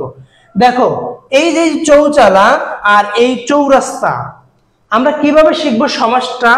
আচ্ছা আপনাদের কাছে আমি একটু আগে প্রশ্ন ছুড়ে দেই, কারণ আমরা বলি যে আপনি যদি ভুল করেন, কোনো প্রশ্ন যদি ভুল করেন, ভুল করতে করতেই কিন্তু শেখা হয়। যদি ভুল না করেন তাহলে কিন্তু শেখা হয় না। চৌচালা এবং চৌরাস্তা দুইটার মধ্যে কি কোনো পার্থক্য আছে বলেন তো দেখি। চৌচালা এবং চৌরাস্তা, চৌচালাটা কোন সমাস হবে আর চৌরাস্তাটা কোন সমাস হবে? আপনাদের কি কোনো কিছু আছে? এই সমাসটা আমি উপরে লিখি, সমাসটা একটু উপরে লিখি, আমরা একটু আলোচনা করে নেই। আপনাদের কাছে আমি আগে প্রশ্ন করলাম, বলেন চৌচালা এবং চৌরাস্তা কোনটা কোন সমাস? দেখি আমাকে বলেন। আমরা আজকে টেকনিক ইউজ করে সমাস শিখবো। দেখেন দেখি আপনাদের, আচ্ছা আপনারা একটু কমেন্ট করে জানান যে আমার সাথে মিল আছে কিনা। মনে রাখবেন, আচ্ছা এই পাশে আমরা এখানে লিখলাম সংখ্যাবাচক, আমরা এই পাশে লিখলাম হচ্ছে সংখ্যাবাচক, সংখ্যাবাচক বহুব্রীহি, বহুব্রীহি, সংখ্যাবাচক বহুব্রীহি এই পাশে লিখলাম। আর এই পাশে লিখলাম হচ্ছে দ্বিগু। কি লিখলাম? দ্বিগু। দেখেন সমাসগুলো চৌচালা, চৌচালা এবং চৌরাস্তা এইদিকে লক্ষ্য করেন, মাথায় রাখবেন। সংখ্যাবাচক আমরা জানি, আগে দ্বিগু সমাসটা আপনারা পড়েছেন, দ্বিগু দিয়ে আমরা একটু বুঝাই। আমরা বলেছি সমাস হতে গেলে মিনিমাম 2টা পদ লাগে। কয়টা পদ লাগে ভাইয়া? 2টা পদ লাগে, মিনিমাম 2টা। আচ্ছা এই 2টা পদের আমরা জানি পূর্বপদ, অর্থাৎ প্রথমে যেটা থাকে তাকে বলা হয় হচ্ছে পূর্বপদ। এই পূর্বপদ হচ্ছে সংখ্যাবাচক। কি বাচক ভাইয়া? সংখ্যাবাচক। আচ্ছা সংখ্যাবাচক। আর পরপদটা কি হয়? এই পরপদটা বিশেষ্য হয়, অর্থাৎ নাউন হয়। আচ্ছা ভেরি গুড, এটাও এটা। আচ্ছা এই পাশে দেখেন, এ পাশেরটাও পূর্বপদ হচ্ছে সংখ্যাবাচক হয়। কি হয় ভাইয়া? সংখ্যাবাচক, সংখ্যাবাচক হয়। আবার পরপদটাও হচ্ছে কি? বিশেষ্য হয়, বিশেষ্য। অর্থাৎ আমরা বিশেষ্য বিশেষ্য কিছু তো বুঝবো না। পরীক্ষার হলে কি বিশেষ্য এটা নাউন আমরা কি ওইভাবে বোঝা মাথায় কি তখন ধরে? ওই 1 ঘন্টা তো ধরে না, তাহলে আমরা বুঝবো কেমনে? সেইটা তো বিষয় নাকি। ওই বিশেষ্য বিশেষণ সর্বনাম অব্যয় ক্রিয়া এগুলো তো আর মাথায় থাকে না। পরীক্ষার হলে ওই যে গাছের পাতা সবুজ, গাছের পাতা সবুজের মতো হয়। সেই জন্য আমরা চিনবো। দেখো এই পাশে যেগুলো আমি লিখেছি চৌরাস্তা, পঞ্চবটি, সপ্তাহ, আরো পঞ্চনদী, পঞ্চবার্ষিকী, শতাব্দী, শতবার্ষিকী ইত্যাদি বলা যাবে। তাহলে সবগুলোর পাশেই কিন্তু সংখ্যা আছে। এই পাশে দেখো চৌচালা, পঞ্চানন, একতলা, দোতলা, দোতলা, দোতলা, সেতার, সেতার, সেতার, এরকম করে দেখো প্রত্যেকটাতেই কিন্তু সংখ্যা আসছে। কিন্তু আমরা কোনটা বুঝবো এটা সংখ্যাবাচক বহুব্রীহি আর এটা কোনটা দ্বিগু সমাস? জাস্ট একটা কথা মাথায় রাখবা, দ্বিগু সমাস মানে মনে রাখবা সত্য প্রকাশ করবে। কি করবে? সত্য প্রকাশ করবে। পূর্বপদে সংখ্যা থাকলেও এ সত্য প্রকাশ করবে। পূর্বপদে যদি সংখ্যা থাকে, অর্থাৎ মাথায় রাখবা পূর্বপদে যত সংখ্যা থাকবে পরপদে ঠিক তত সংখ্যাই হবে, অর্থাৎ কথাটা সত্য প্রকাশ করবে। কিভাবে দেখো, চৌরাস্তা, আচ্ছা এই চৌরাস্তা বলতে আমরা চার রাস্তার সমাহারকে বুঝি না? চার রাস্তার সমাহারকে তো বুঝি, তাই না? তাহলে চৌরাস্তা মানে চার রাস্তার সমাহার, কথাটা সত্য কিনা? সত্য। পঞ্চবটি, এই পঞ্চবটি মানে কি? মানে এখানে হচ্ছে পাঁচ বটির সমাহার, অর্থাৎ পাঁচ বটের সমাহারকে বলা হয় পঞ্চবটি। এটা গাছ মানে এটা সত্য প্রকাশ পাচ্ছে। সপ্তাহ, সপ্তাহ মানে 7 দিনের সমাহার। কি ভাইয়া? 7 মানে অহ মানে দিন, 7 দিনের সমাহার। তাহলে কথাটা সত্য প্রকাশ পাচ্ছে কিনা? সত্য প্রকাশ পাচ্ছে। আর এই যে সংখ্যাবাচক বহুব্রীহি এ মিথ্যা প্রকাশ পাবে। কি ভাইয়া? এ মিথ্যা, মিথ্যা প্রকাশ পাবে। দেখো চৌচালা, চৌচালা, চৌচাল আছে যে ঘরে, চৌচাল আছে যে ঘরে, চৌ মানে চার চাল আছে যে ঘরে। দেখেন এই যে চার, চার আর এই যে চালা মানে হচ্ছে ধরো যে চালা, তাহলে বলেন তো এই যে চালা এবং চারকে কি প্রকাশ পেয়েছে? প্রকাশ পায়নি। কি প্রকাশ পাইছে ভাইয়া? এটা হচ্ছে গড় প্রকাশ পেয়েছে। কি পেয়েছে? গড় কিন্তু প্রকাশ পেয়েছে। তাহলে মিথ্যা বোঝাচ্ছে না? মিথ্যা বোঝাচ্ছে। দেখেন পঞ্চানন মানে 5 আনন যার, পঞ্চানন অর্থাৎ এই যে পঞ্চানন মানে 5 আনন, পঞ্চানন মানে 5 আনন মানে হচ্ছে মুখ, আনন মানে হচ্ছে মুখ, মুখও হয় অনেক সময় ক্ষেত্র বিশেষে হাতও হয়, হাতও হয়। তাহলে পঞ্চানন 5 আনন যার, তাহলে 5 হাত বা 5টা মুখ। তাহলে এই যে 5 এবং মুখকে কি প্রকাশ পাচ্ছে? এটা প্রকাশ পাচ্ছে কি? ওই যে হিন্দু ধর্মের শিব, শিব বা দেবতা ওদেরকে প্রকাশ পাচ্ছে। তাহলে এরা হচ্ছে শিব প্রকাশ পাচ্ছে। তাহলে বলেন তো 5 এবং মুখ এটা কি প্রকাশ পাইলো? অন্য মিথ্যা হচ্ছে না? মিথ্যা হচ্ছে। বিষয়টা ক্লিয়ার কিনা ভাইয়া? বিষয়টাকে বুঝতে পেরেছেন? এখনো কি সমস্যা মনে হচ্ছে? আচ্ছা, তারপরে যে দোতলা মানে 2 তালা যে ঘরের, তাহলে 2 প্রকাশ পাচ্ছে না, আবার তালাটা প্রকাশ পাচ্ছে না, এটা কি ঘরকে প্রকাশ পাচ্ছে। তাহলে বিষয়টা বুঝতে পেরেছেন? দ্বিগু সমাস মানে পূর্ব পদের যত সংখ্যা দেওয়া থাকবে পর পদের ঠিক তত গা মিলিত হবে, সেটা হচ্ছে দ্বিগু সমাস। দ্বিগু সমাস মানে সত্য প্রকাশ করবে, আর সংখ্যাবাচক বহুব্রীহি মানে মিথ্যা প্রকাশ করবে। এতটুকু একটু মাথায় রাখেন, তাহলেই আশা করছি বুঝতে পারবেন। আচ্ছা, এখন ক্লিয়ার? আচ্ছা, এটা আসলে বুঝতে ঝামেলা হতো। ঠিক আছে, থ্যাংক ইউ আপু। একটু সুন্দর করে একটু মনোযোগ দিয়ে একটু দেখো। যদি কেউ না বুঝে হা বা ক্লিয়ার বলবা না, একবারের কাছে 100 বার বলবো, কিন্তু শেষ পর্যন্ত থাকবা, সবগুলো তথ্য বলবো যে ভাই আমি বুঝতে পেরেছি বা আমি পারিনি, আমাকে আরেকবার বলেন, আমি বুঝাই দিতে বাধ্য, কিন্তু শেষ পর্যন্ত থাকতে হবে, বলতে হবে। আচ্ছা, আমাদের যেগুলো আমাদের সমস্যা দেখো, এই যে আমরা আমরা এর ব্যাস বাক্য আগে লিখে নেই, তারপরে দেখো। বলে সে,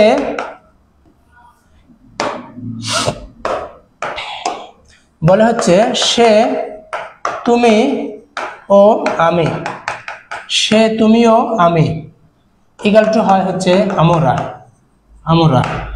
আর এইভাবে হয় আমি তুমি ও সে, আমি তুমি ও সে, তুমি ও সে ইকুয়াল টু হয় আমরা, আমরা। আচ্ছা, তারপরে সে ও তুমি, সে ও তুমি ইকুয়াল টু হয় তোমরা। কি হয়? এটা হয় হচ্ছে তোমরা, তোমরা। আর তুমি ও সে, তুমি ও সে হয় তোমরা। এখন দেখেন এখানে যে 4টা প্রশ্ন লিখেছি, আচ্ছা ক্লিয়ার ভাইয়া?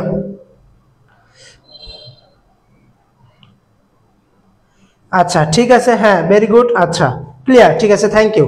তাহলে এই দেখো এখানে আমি 4টা প্রশ্ন লিখেছি। আচ্ছা, তোমরা আমাকে বলবা যে ভাইয়া সমাসের কি আমি প্রথম থেকে শিখাবো নাকি আমাদের যেগুলো কনফিউশন হচ্ছে সেগুলো শিখাবো? সবাইকে আমি রিকোয়েস্ট করছি যে আমাকে একটু উত্তর দাও যে ভাইয়া একটু প্রথম থেকে পড়ান, না হলে আমার যেগুলো আমরা পড়াচ্ছি এই যে যেগুলো কনফিউশন হবে সেগুলো পড়াবো। আমাকে একটু সবাই যারা যুক্ত আছেন আপনাদের রিকোয়েস্ট করছি, সবাই একটু একটা করে একটু কষ্ট করে কমেন্ট করেন যে প্রথম থেকে নাকি যেগুলো আমি পড়াচ্ছি যেগুলো আমার কাছে গুরুত্বপূর্ণ সেগুলো পড়াবো। বলেন তো আমাকে একটু,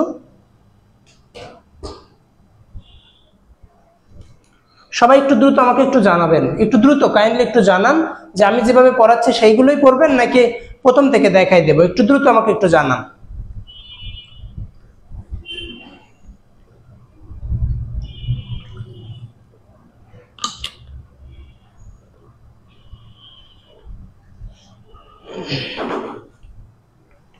আমাকে একটু দ্রুত একটু জানান যে কোনগুলো পড়াবো, আমি যেগুলো গুরুত্বপূর্ণ সেগুলো পড়িয়ে দিব নাকি আপনাদের প্রথম থেকে লাগবে, এরকম আমাকে একটু দ্রুত একটু তথ্য জানান। দেখেন, যদি এইদিকে একটু লক্ষ্য করেন, বলছে সে, সে, তুমি ও আমি, হয়েছে কি আমরা। আমরা জানি সমাসের দুইটা পদ থাকে, এই দুইটা পদের প্রথম অংশে যে থাকে তাকে বলা হয় পূর্বপদ। কি বলা হয়? বলা হয় পূর্বপদ। আর শেষে যাকে থাকে বলা হয় পরপদ, অপর নাম উত্তরপদ। কি বলা হয়? উত্তরপদ। আচ্ছা, এইরকম যখন আমরা এই দুইটা জেনেছি, মানে প্রথম থেকে পড়ান। আচ্ছা, গুরুত্বপূর্ণ গুলোই পড়ান ভাইয়া। আচ্ছা, শুরু থেকে। আচ্ছা ঠিক আছে, না দেখেন এইদিকে লক্ষ্য করেন, সে, তুমি ও আমি। এই সে, তুমি ও আমি, আমরা জানি সমাসের দুইটা পদ, একটা প্রথম পদ যাকে পূর্বপদ, আর শেষ পদকে বলা হয় পরপদ বা উত্তর পদ, যেখানে উত্তর লুকায়িত থাকে। তাহলে এই দেখেন, এই আমি থেকে, কি ভাইয়া, এই আমি থেকে হয়েছি আমরা, একটা সমাসের মিল আছে না? আমি থেকে আমরা মিল আছে, তাই না? যেটাতে মিল থাকবে এটা হচ্ছে দ্বন্দ্ব সমাস। কি ভাইয়া? এটা হচ্ছে দ্বন্দ্ব সমাস। সে, তুমিও আমি, সে, তুমিও আমি, তাহলে আমি থেকে হয়েছি আমরা, এটা মিল আছে, তাহলে এটা হবে হচ্ছে দ্বন্দ্ব সমাস। ক্লিয়ার? আচ্ছা, পরবর্তী প্রশ্নটা দেখেন, যে আমি, তুমি ও সে, এই সে শেষ পদ অনুযায়ী হয়েছে আমরা। আমি, তুমি ও সে শেষ পদ অনুযায়ী হয়েছে আমরা।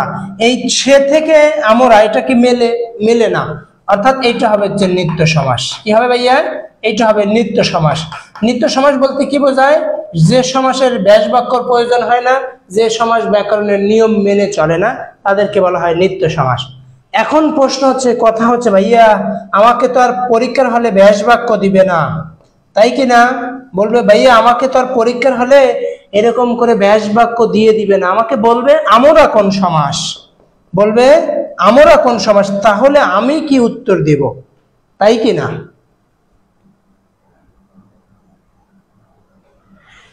আচ্ছা, আমরা দেখতে পাচ্ছি নুসরাত তালুকদার আচ্ছা বলছেন গুরুত্বপূর্ণ গুলোই পড়ান ভাইয়া। সারিয়া শিমুল বলছেন শুরু থেকে, রাসেল মিয়া প্রথম থেকে পড়ান, সিনথিয়া তাবাসসুম গুরুত্বপূর্ণ গুলো থেকে। আচ্ছা ঠিক আছে, এখন দেখেন এই যে ব্যাস বাক্য আমরা, এই প্রশ্ন যদি থাকে তাহলে কি করবেন ভাইয়া? মাথায় রাখবেন, আমরা যদি দেয়, সবাই তো জানে যে আমি ও তুমি ও সে, আমি, তুমি ও সে থেকে আমরা হয়েছি। আচ্ছা, আমি যে একা ক্লাস নিচ্ছি, আমি কি বলতে পারবো আমরা ক্লাস নিচ্ছি? বলতে পারবো না। আমি বলছি তোমরা ক্লাস দেখছো, বলতে পারবো, কিন্তু আর আমি ক্লাস নিচ্ছি, অর্থাৎ একজনে আমরা বলা যায় না, তাই কি না? এইরকম যদি এই আমরা, তো সবাই জানে একটা দ্বন্দ্ব সমাস, তাই না? যদি প্রশ্ন দিয়ে দেয় যে আমরা কোন সমাস, যদি সেই অপশনে নিত্য সমাস অপশনে থাকে, অপশনগুলোতে যদি নিত্য সমাস থাকে, তাহলে মনে করবেন প্রশ্নকর্তা নিত্য সমাস উত্তর নেওয়ার জন্যই অপশনে রেখেছেন, আর না হলে দ্বন্দ্ব সমাস দিয়ে আসবেন। ক্লিয়ার? নিত্য সমাস অপশনে থাকলে নিত্য দিবেন, না থাকলে দ্বন্দ্ব। ক্লিয়ার? আচ্ছা, পরের দুইটা প্রশ্ন দেখেন, পরের দুইটা প্রশ্ন একটু লক্ষ্য করেন। বলছে হচ্ছে, কি বলছে? সে ও তুমি, এখানে বলছে হচ্ছে সে ও তুমি, ধরেন সে ও তুমি। আচ্ছা, তুমি থেকে তোমরা, এটা মেলে কিনা? মেলে, তাহলে মিললে এটা হচ্ছে দ্বন্দ্ব সমাস। এটা কি ভাইয়া? এটা হচ্ছে দ্বন্দ্ব সমাস। আর তুমি ও সে থেকে তোমরা মেলে না, এটা নিত্য সমাস। ক্লিয়ার কিনা?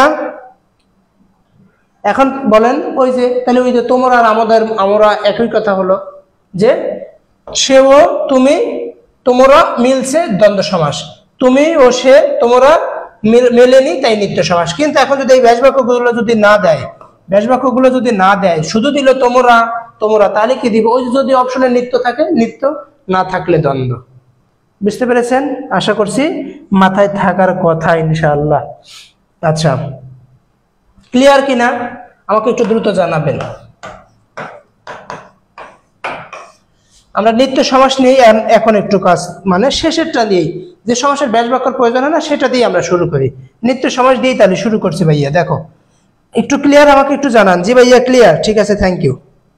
আচ্ছা, সবাই একটু, কোনো প্রশ্ন আছে কিনা জানান, কোনো প্রশ্ন আছে কিনা দ্রুত জানাবেন। আচ্ছা দেখেন, আমরা নিত্য সমাস দিয়েই শুরু করলাম। নিত্য সমাস, নিত্য সমাস। প্রশ্ন আসবে কোন সমাসের ব্যাস বাক্যর প্রয়োজন হয় না? লেখেন নিত্য সমাসের ব্যাস বাক্যর প্রয়োজন হয় না। লেখেন এইভাবে, নিত্য সমাসের ব্যাস বাক্যর প্রয়োজন হয় না, প্রয়োজন হয় না। প্রশ্ন আসবে কোন সমাসের ব্যাস বাক্যর প্রয়োজন হয় না? নিত্য সমাসের ব্যাস বাক্যর প্রয়োজন হয় না। নিত্য সমাসের ব্যাস বাক্যর প্রয়োজন হয় না। নিত্য সমাস চেনার উপায়, চিনব কিভাবে? চেনার উপায় দেখেন, চেনার উপায়, চেনার বা আমরা নিত্য সমাসগুলো চিনব কিভাবে? নিত্য সমাস সবচেয়ে সহজ, আপনারা ইতিমধ্যে আন্দাজ করে ফেলছেন, সবগুলোই নিত্য সমাস সহজ। মাথায় রাখবেন, আমরা জানি সমাসের হতে গেলে দুইটা পদ লাগে। এই দুইটা পদের যদি এই শেষ পদ, কি ভাইয়া? এই শেষ পদে যদি দেখেন অন্তর আছে, শেষ পদে যদি দেখেন অন্তর আছে, শেষ পদে যদি দেখেন মাত্র আছে, শেষ পদে যদি দেখেন টি আছে, এই তিনটা আমরা জানি সমস্ত পদের শেষ পদে যদি দেখেন অন্তর আছে, শেষ পদে যদি মাত্র আছে, শেষ পদে যদি টি আছে, তাহলে সেটা মনে করবেন নিত্য সমাস। কিভাবে দেখেন, এখন এই যদি এইগুলো থাকে তাহলে মনে করবেন সেটা হচ্ছে নিত্য সমাস। কি কি? অন্তর, মাত্র এবং হচ্ছে টি, অন্তর, মাত্র এবং টি, এইগুলো যদি থাকে তাহলে এইগুলো শব্দের এইগুলো তুলে দিবেন। কি করবেন? এইগুলো তুলে দিবেন। তুলে দিয়ে যদি কোনো শব্দে দেখলেন অন্তর আছে, অন্তর আছে, তাহলে এই অন্তরকে তুলে দিয়ে জাস্ট কি লাগাবেন? অন্য। প্রথম পদে, এই যে এই প্রথম পদে জাস্ট অন্য লাগাবেন। প্রথম পদে কি লাগাবেন? জাস্ট অন্য লাগাবেন। তাহলে যা এটা অন্তর যদি থাকে তাহলে জাস্ট কি লাগাবেন? অন্য লাগাবেন। আচ্ছা, আর যদি কোনো শব্দে দেখেন মাত্র আছে তাহলে পূর্ব পদে অর্থাৎ প্রথম পদে জাস্ট খালি কেবল লাগাবেন, কেবল লাগাবেন। আর যদি টি থাকে, টি দিয়ে একটু পরে কথা বলছি, একটা কথা বললেই হয়ে যাবে। তাহলে দেখেন, আমি যদি বললাম দেশান্তর, কি বললাম ভাইয়া? দেশান্তর। তাহলে এই যে শব্দের শেষ পদে অন্তর আছে না, তাহলে কি লাগাবেন? এর ব্যাস বাক্য কি হবে? অন্য দেশ। কি ভাইয়া? অন্য দেশ। এই যে এরকম করে যদি আমি বললাম রূপান্তর, রূপান্তর, রূপান্তর, তাহলে এটা কি হবে? অন্য রূপ, অন্য রূপ, রূপান্তর, অন্য রূপ। আমি বললাম যুগান্তর, যুগান্তর, তাহলে এটা কি হবে ভাইয়া? অন্য যুগ, তাহলে অন্য যুগ। আশা করছি বুঝতে পেরেছেন নাকি? আচ্ছা, এখন আমরা এই যে মাত্র দিয়ে আমরা যদি পড়াই, আমরা যদি মাত্র দিয়ে আপনাদের বলি তাহলে হয়তো বিষয়টা একটু বুঝতে পারবেন। যে যদি বলেন ভাই আমাদের একটু মাত্র দিয়ে বলেন, এই মাত্র দিয়ে অনেক সময় প্রশ্ন এসে থাকে। তোমাদের আমি একটু জাস্ট একটু মাত্র দিয়ে একটু দেখাই।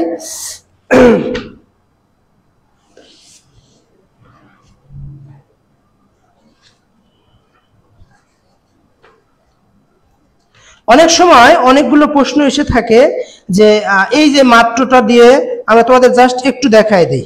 কিছু কিছু শব্দ আছে, এই শব্দগুলো আমাদের তোমাদের দরজে একটু দেখাই, তাহলে তোমাদের আর ওইগুলো আশা করছি যে দরজে কোনো সমস্যা হওয়ার কথা না, যেগুলো আমরা দরজে অনেক সময় বলতে পারবো। যেমন এই মাত্র দিয়ে যদি বলি দর্শন মাত্র, দর্শন মাত্র, এই দর্শন মাত্র কেবল শব্দের শেষে মাত্র আছে, তাহলে এই মাত্রটা তুলে দিয়ে খালি পূর্ব পদে কেবল লাগাবো, কেবল, কেবল দর্শন। তাহলে হবে কি ভাইয়া? হবে হচ্ছে কেবল দর্শন, কেবল দর্শন। তারপরে তাহলে মাত্র দিয়ে আমরা বললাম দর্শন মাত্র, কেবল দর্শন। এইরকম ভাবে যদি আমরা যদি বলি জল মাত্র, যদি আপনাদের বললাম এই যে জল মাত্র, জল মাত্র, তাহলে কি হবে? কেবল জল, কেবল জল। আশা করছি বুঝতে পেরেছেন। আচ্ছা, না বুঝলে আমাকে জানান। আর এই যে টি দিয়ে, যেমন আমি বললাম লোকটি, লোকটি, এরকম যদি লোক থাকে, কোন শব্দের শেষে যদি টি থাকে, এরকম যদি লোকটি মানে, তাহলে জাস্ট আপনারা ব্যাস বাক্য হবে একটি লোক, একটি লোক, একটি লোক। যদি বললাম মানুষটি, মানুষটি, মানুষটি, তাহলে হবে কি? একটি মানুষ। অর্থাৎ যদি টি থাকে, কোন শব্দের শেষে যদি টি থাকে, তাহলে এর পূর্বপদে টিটা উঠে যায়, পূর্বপদে এক মানে একটি আসবে, একটি, পূর্বপদে জাস্ট একটি আসবে।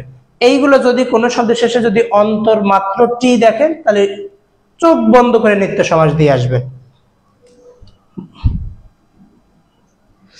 এই সমাসের কি ব্যতিক্রম থাকবে? হ্যাঁ, এই যে কাটাখালি যাবেন ভাইয়া, চলো কাটাখালি যা খাওয়া দাওয়া করে আসি। এই সমাসের ব্যতিক্রম আছে। এই ব্যতিক্রমটা এই যে এই জাস্ট এটা মাথায় রাখবা, তেপান্তর। এই নিত্য সমাসের একটা ব্যতিক্রম তেপান্তর। তেপান্তর মানে তিন প্রান্তের সমাহার। তিন প্রান্তের সমাহার। এই তিন প্রান্তের সমাহার, প্রান্তের সমাহার, এই তিন প্রান্তের সমাহার, এটা হচ্ছে দ্বিগু সমাস। দ্বিগু সমাস এটা একটু মাথায় রাখবেন। এটা ব্যতিক্রম, অন্তর থাকা সত্ত্বেও এই তেপান্তরটা হলো কি ভাইয়া, তেপান্তরটা হচ্ছে দ্বিগু সমাস হয়ে গেল। এটা একটু মাথায় রাখবেন। তেপান্তর, তেপান্তর মানে তিন প্রান্তের সমাহার। তিনটা প্রান্তের সমাহারকে তেপান্তর বলা হয়। আচ্ছা, তাহলে আশা করছি মোটামুটি বুঝতে পেরেছেন।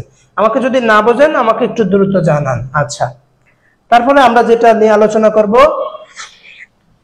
দেখেন সহজ দিয়ে, যখন প্রথম থেকেই বলছেন সহজ দিয়ে আমরা একটু আলোচনা করি। দ্বন্দ্ব সমাস। দ্বন্দ্ব, দ্বন্দ্ব মানেই অনায়াসেই বুঝবেন। আমরা জানি যে উভয় পদ প্রধান। কয় পদ ভাইয়া? উভয় পদ প্রধান। উভয় পদ প্রধান। দ্বন্দ্ব সমাসের আমাদের সমস্যা হওয়ার কথা না, যেগুলো সমস্যা হবে সেগুলো আমরা একটু আলোচনা করে দিই। দ্বন্দ্ব সমাস মাথায় রাখবেন, সমাস হতে গেলে মিনিমাম দুইটা পদ লাগবে। কয়টা পদ ভাইয়া? দুইটা পদ। এই দুইটা পদের যদি আলাদা আলাদা দুইজনেরই অর্থ দেয়, দুইজনেরই অর্থ দিবে, দুইজনেরই অর্থের প্রাধান্য পাবে, সেটা দ্বন্দ্ব সমাস। আমি বললাম, দেখেন আমি বললাম এখানে কি বলবো, আমি এখানে বললাম ডাল ভাত। ডাল ভাত, এই ডাল ভাতটা দ্বন্দ্ব সমাস। ডালেরও অর্থ আছে, ভাতেরও অর্থ আছে।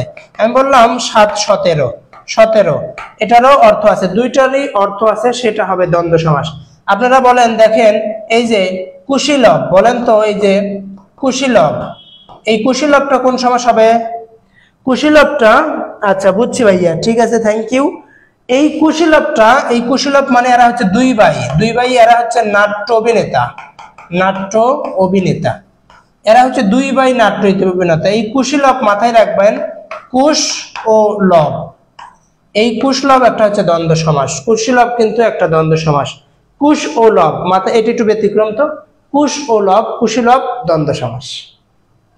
আচ্ছা, তাহলে আমরা যে সমাস বললাম, যে সমাসের দুইটা পদেরই অর্থের প্রাধান্য পাবে, যে সমাসের দুইটারই অর্থের প্রাধান্য পাবে তাদেরকে বলা হয় দ্বন্দ্ব সমাস। যে সমাসের দুইটি অর্থের প্রাধান্য পাবে তাদেরকে বলা হয় দ্বন্দ্ব সমাস। আচ্ছা, এখন এই দ্বন্দ্ব সমাসের মধ্যে তাহলে দুইটারই যার অর্থ পাবে সেটাই হচ্ছে দ্বন্দ্ব সমাস। এই দ্বন্দ্ব সমাসের মধ্যে একটু ব্যতিক্রম গুলো, যেগুলো নাম্বার 1 একটা মাথায় রাখবেন, সেটা হচ্ছে গুরুত্বপূর্ণ অলুক দ্বন্দ্ব। অলুক, অলুক দ্বন্দ্ব মাথা, এই গুরুত্বপূর্ণ এই দ্বন্দ্বের মধ্যে অলুক দ্বন্দ্ব। 2 নম্বরটা হচ্ছে গুরুত্বপূর্ণ বহুপদী দ্বন্দ্ব। বহুপদী দ্বন্দ্ব, পদী দ্বন্দ্ব, বহুপদী দ্বন্দ্ব। 3 নম্বরটা হচ্ছে গুরুত্বপূর্ণ কি ভাইয়া, কি কি কি একশেষ দ্বন্দ্ব। একশেষ, একশেষ দ্বন্দ্ব, একশেষ দ্বন্দ্ব। এই যে এই তিনটা দ্বন্দ্ব হচ্ছে দ্বন্দ্ব থেকে হচ্ছে গুরুত্বপূর্ণ। এই দ্বন্দ্বের মধ্যে এই তিনটা গুরুত্বপূর্ণ। অলুক দ্বন্দ্ব, বলেন তো ছেলে মেয়ে, এই ছেলে, আচ্ছা আপনাদের একটু পরে আসি, তারপরে আপনারা অনায়াসে বুঝবেন। অলুক দ্বন্দ্ব বলতে কি বোঝায় ভাইয়া? অলুক দ্বন্দ্ব বলতে বোঝায়, অলুক মানে যেটা হচ্ছে এই অ মানে হচ্ছে, মনে করবেন অ মানে নেগেটিভ না, আর লুক মানে যেটা লোপ পায়, অর্থাৎ যারা লোপ পাবে না তাদেরকে অলুক দ্বন্দ্ব। কি লোপ পাবে না? বিভক্তি লোপ পাবে না। কিসের বিভক্তি? শব্দের বিভক্তি গুলো লোপ পাবে না, অর্থাৎ শব্দে যেগুলো বিভক্তি। আমরা জানি বিভক্তি, বিভক্তি কি? এক পদের সাথে আরেক পদের যে অন্যয় সাধন করে, সম্পর্ক স্থাপন করে, তাদেরকে বিভক্তি বলা হয়। এই বিভক্তি হচ্ছে দুই প্রকার, একটা হচ্ছে নাম বিভক্তি বা শব্দ বিভক্তি, আর একটা হচ্ছে ক্রিয়া বিভক্তি। ক্রিয়া বিভক্তি, যদি প্রশ্ন আসে বিভক্তি কত প্রকার, বিভক্তি দুই প্রকার, একটা নাম বা শব্দ বিভক্তি, আর একটা হচ্ছে ক্রিয়া বিভক্তি। এই নাম বা শব্দ বিভক্তি হচ্ছে 7 প্রকার। যেমন এই যে প্রথমা মানে শূন্য, প্রথমা, দ্বিতীয়, তৃতীয়, চতুর্থী, পঞ্চমী, ষষ্ঠী, সপ্তমী, মানে এই যে এটা মানে 7 প্রকারের বিভক্তি। এই বিভক্তিগুলো যুক্ত থাকবে এবং যা আছে মূল শব্দের সাথে এই বিভক্তিগুলো যুক্ত হয়ে থাকবে এবং যেভাবে আছে সেভাবেই থাকবে, আর কোনো লোপ পায় না। যে সকল শব্দের বিভক্তি আছে, মানে সমস্ত পদে যেভাবে আছে ব্যাসবাক্যগুলো ঠিক তেভাবেই থাকবে, বিভক্তিগুলো লোপ পাবে না, সেটা হচ্ছে অলুক দ্বন্দ্ব। কিভাবে?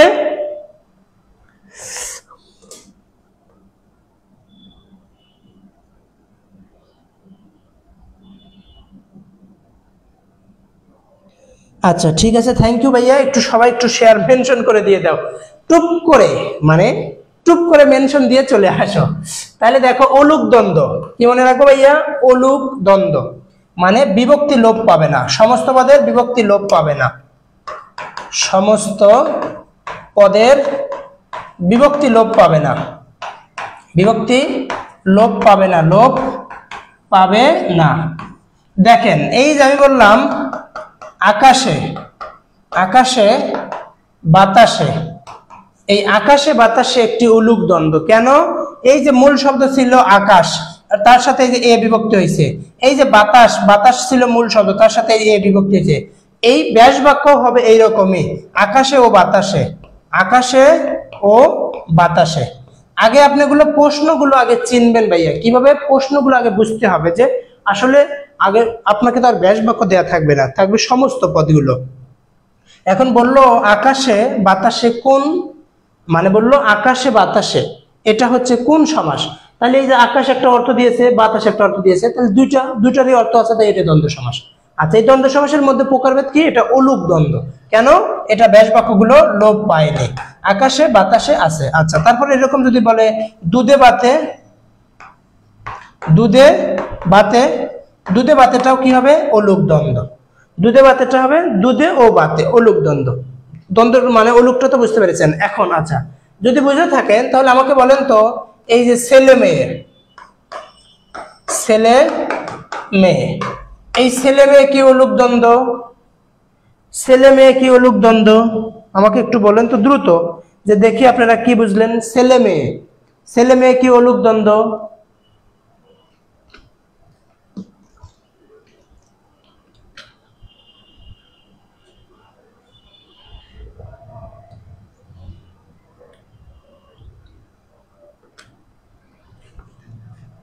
দেখি একটু বলেন তো দেখি, যে ছেলে মেয়ে, এই ছেলে মেয়ে অলুক দ্বন্দ্ব নাকি সাধারণ দ্বন্দ্ব?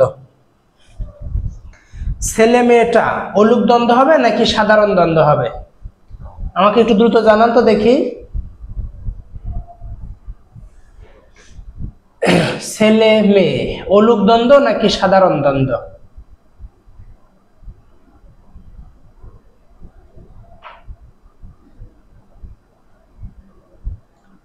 যদি না বুঝে থাকো আমাকে বলো। আচ্ছা সিনথিয়া তাবাসসুম বলেছে যে অলুক দ্বন্দ্ব। আচ্ছা সবাই সবাই যারা আছেন যুক্ত আছেন সবাই একটু, আচ্ছা বলছেন জাস দ্বন্দ্ব। আচ্ছা নুসরাত তালুকদার বলছে অলুক দ্বন্দ্ব, আর সারিয়া শিমলা বলছেন অলুক দ্বন্দ্ব। আচ্ছা রাসেল মিয়া অলুক দ্বন্দ্ব। ভাইয়া এটা অলুক দ্বন্দ্ব কেন হবে বলেন তো? আপনারা দেখেন ভালোভাবে বুঝতে পারেননি। আচ্ছা অলুক দ্বন্দ্ব হতে গেলে আগে মূল পদ, যেটা মেইন, মেইন পদের সাথে যুক্ত হবে। এখানে দেখেন এই যে ছেলে এবং মেয়ে, এই ছেলে, ছেলে হচ্ছে মেয়ে, এই ছেলে মেয়ের এই যে একারটা বাদ দেন, একার, এই সেল, এই সেল আর একারটা বাদ দেন, মেল। সেল মেল বলে কোনো শব্দ আছে কি? সেল মেল নাই তো ভাইয়া। অলুক দ্বন্দ্ব তখনই হবে মূল শব্দের সাথে অতিরিক্ত যুক্ত যেটা হবে। যদি এইরকম হতো যে ছেলের, ছেলের মেয়ের, ছেলের এবং মেয়ের, তাহলে সেটা হচ্ছে অলুক দ্বন্দ্ব, এটা যে র বিভক্তি আছে, তাহলে হয়তো এটা অলুক দ্বন্দ্ব। আর ছেলে ও মেয়ে মানে এটা মূল শব্দ, এরা হচ্ছে সাধারণ দ্বন্দ্ব। এগুলো প্রশ্ন ভুল করে আসলে হবে, মানে পরীক্ষার হলে নিচের কোনটি অলুক দ্বন্দ্বের উদাহরণ? ছেলে মেয়ে প্রথমেই দেখছেন, হ্যাঁ গুড়গুড়ি মারা শেষ, কমন পড়ছে, খুবই কমন। বাড়িতে যায় প্রশ্ন প্রথমটাই কমন পাইছি, আর কি লাগে, কুপিয়ে দিয়েছি। এখন বাইরে এসে দেখি ও মা কি ছিল, এরকম করলে তো হবে না। বুঝতে পেরেছেন যে এগুলো অলুক দ্বন্দ্ব না সাধারণ দ্বন্দ্ব? ক্লিয়ার? মানে ভুল করা যাবে না তো, ভুল করতে করতে আমাদের শিখতে হবে, পরীক্ষার হলে ভুল করা যাবে না। এখন ভুল হোক কিন্তু পরীক্ষার হলে ভুল করা যাবে না। ক্লিয়ার কিনা? আচ্ছা প্রতিদিন যদি ক্লাস করতে চান, প্রতিদিন যদি গুরুত্বপূর্ণ টপিক জানতে চান, তাহলে আমাদের সাথেই থাকেন। আচ্ছা বুঝতে পেরেছেন? আচ্ছা এখন তাহলে অলুক দ্বন্দ্বটা শেষ করলাম। আচ্ছা এখনো যদি প্রশ্ন আছে কিনা জানান তো দেখি, প্রশ্ন আছে? এখন ক্লিয়ার নাকি, না এখনো সমস্যা আছে? জানান তো দেখি। এখন ক্লিয়ার ভাইয়া? ঠিক আছে, এভাবেই ভুল করে আসছি ভাইয়া। হ্যাঁ, এই যে এভাবেই তো ভুল হয়।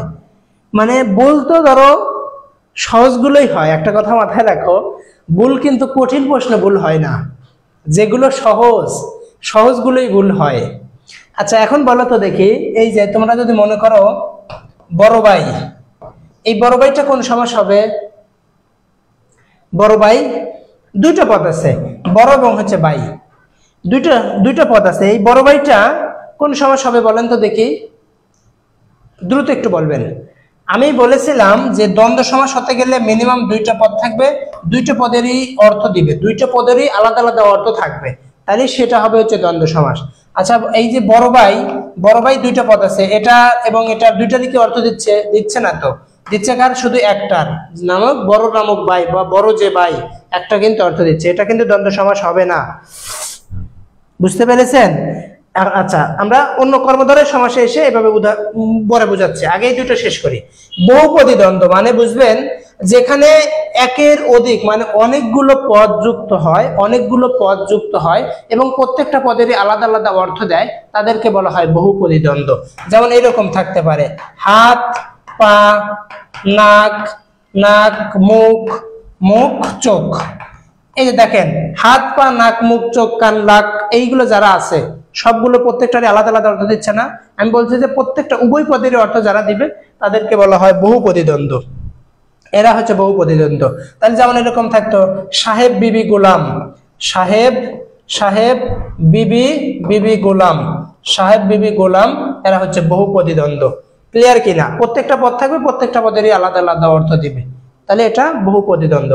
আর একশেষ দ্বন্দ্বগুলো আমরা এর আগেই পড়িয়েছি, ওই যে আমরা এবং হচ্ছে তোমরা, এই যে আমরা তোমরা এরা হচ্ছে একশেষ দ্বন্দ্ব, অর্থাৎ পূর্ব পদগুলো ব্যতি রেখে শেষ পদ অনুযায়ী যে সমাস হয় তাদেরকে একশেষ দ্বন্দ্ব বলা হয়। এই যে এখানে সে, তুমিও, আমি, সে, তুমিও, আমি থেকে হয়েছে আমরা, এই আমরা, এই যে শেষ পদ অনুযায়ী আমি থেকে হয়েছে আমরা, এরা হচ্ছে একশেষ দ্বন্দ্ব। এই যে সেও তুমি, এই যে সেও তুমি, এই তুমি থেকে হয়েছে তোমরা, এই তোমরা হচ্ছে একশেষ দ্বন্দ্ব। বুঝতে পেরেছেন কি? আচ্ছা হ্যাঁ, কর্মধারাই বড় ভাইয়া। হ্যাঁ আচ্ছা ক্লিয়ার?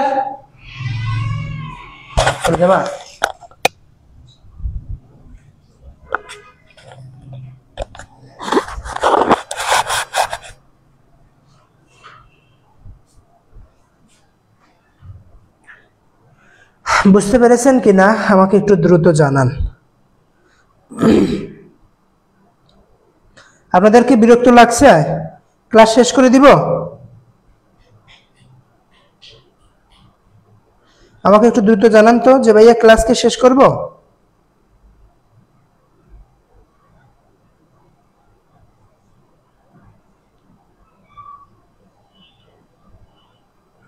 আচ্ছা জি ঠিক আছে, থ্যাংক ইউ।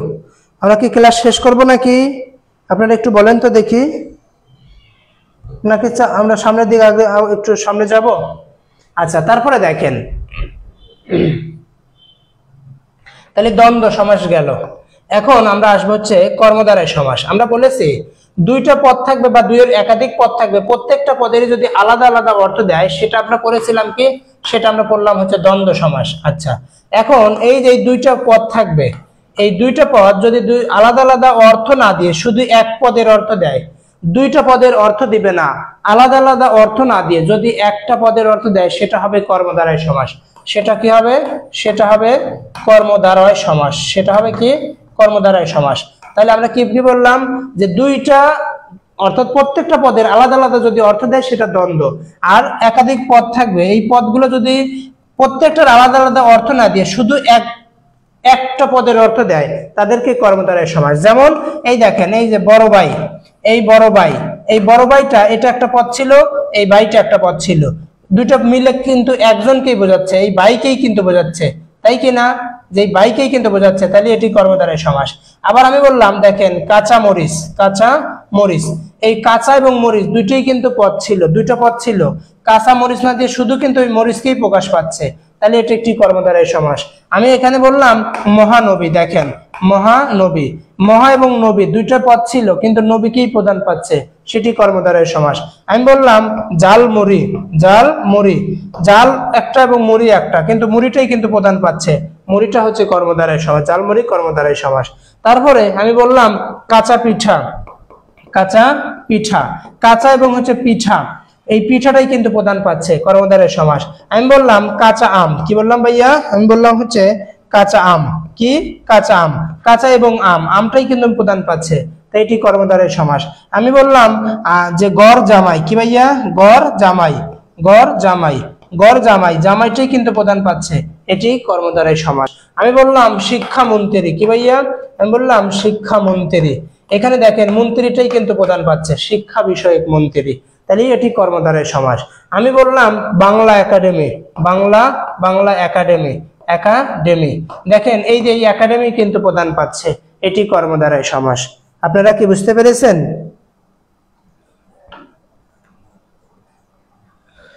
ভাই শেষ করেন, দাদা দোকান বন্ধ হয়ে যাবে। আচ্ছা না ভাইয়া ক্লাস করান, ভালো লাগছে ক্লাস, চিনতে তাবাসসুম, না ভাই ভালো লাগছে, আচ্ছা করেন, তাবাসসুম তালুকদার আচ্ছা করেন, আচ্ছা জালমুড়ি, আচ্ছা গুড। দেখেন তাহলে একটা কথা যা একটু মাথায় রাখেন, যতগুলো হাজার হাজার উদাহরণ দেওয়া যাবে, আমরা কর্মধারয় সমাস মানেই মাথায় রাখবো যে এটা পরপদ প্রধান। কোন পদ প্রধান? পরপদ, অর্থাৎ দুইটা সমাস থাকবে, এই নাম এটা প্রধান না হয়ে পরেরটা প্রধান হবে, যে কোনো একটা, দুইটা পদ থাকবে, দুইটা পদ মিলে যদি একটা পদের অর্থ দেয়, শুধু একটা পদের অর্থ দেয়, তাহলে এটা কি হবে ভাইয়া? এটা কর্মধারয়। আর দুইটা পদেরই আলাদা আলাদা অর্থ দিলে সেটা হচ্ছে দ্বন্দ্ব সমাস। তাহলে এখন এখানে যতগুলো লিখেছি সবগুলোই কর্মধারয় সমাস। এছাড়াও দেখেন আরো যদি আমি বলি, দেখেন আমি যদি আপনাকে বলি,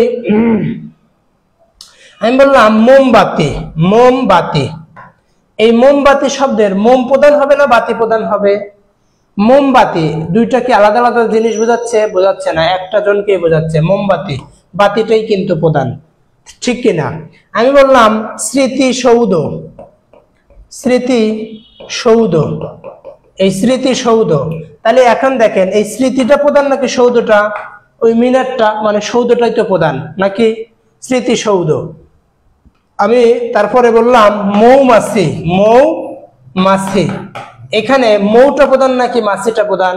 বলেন তো দাইয়া, মৌটা প্রধান না মাছিটা প্রধান? মাছিটা প্রধান কিনা? মাছিটা প্রধান।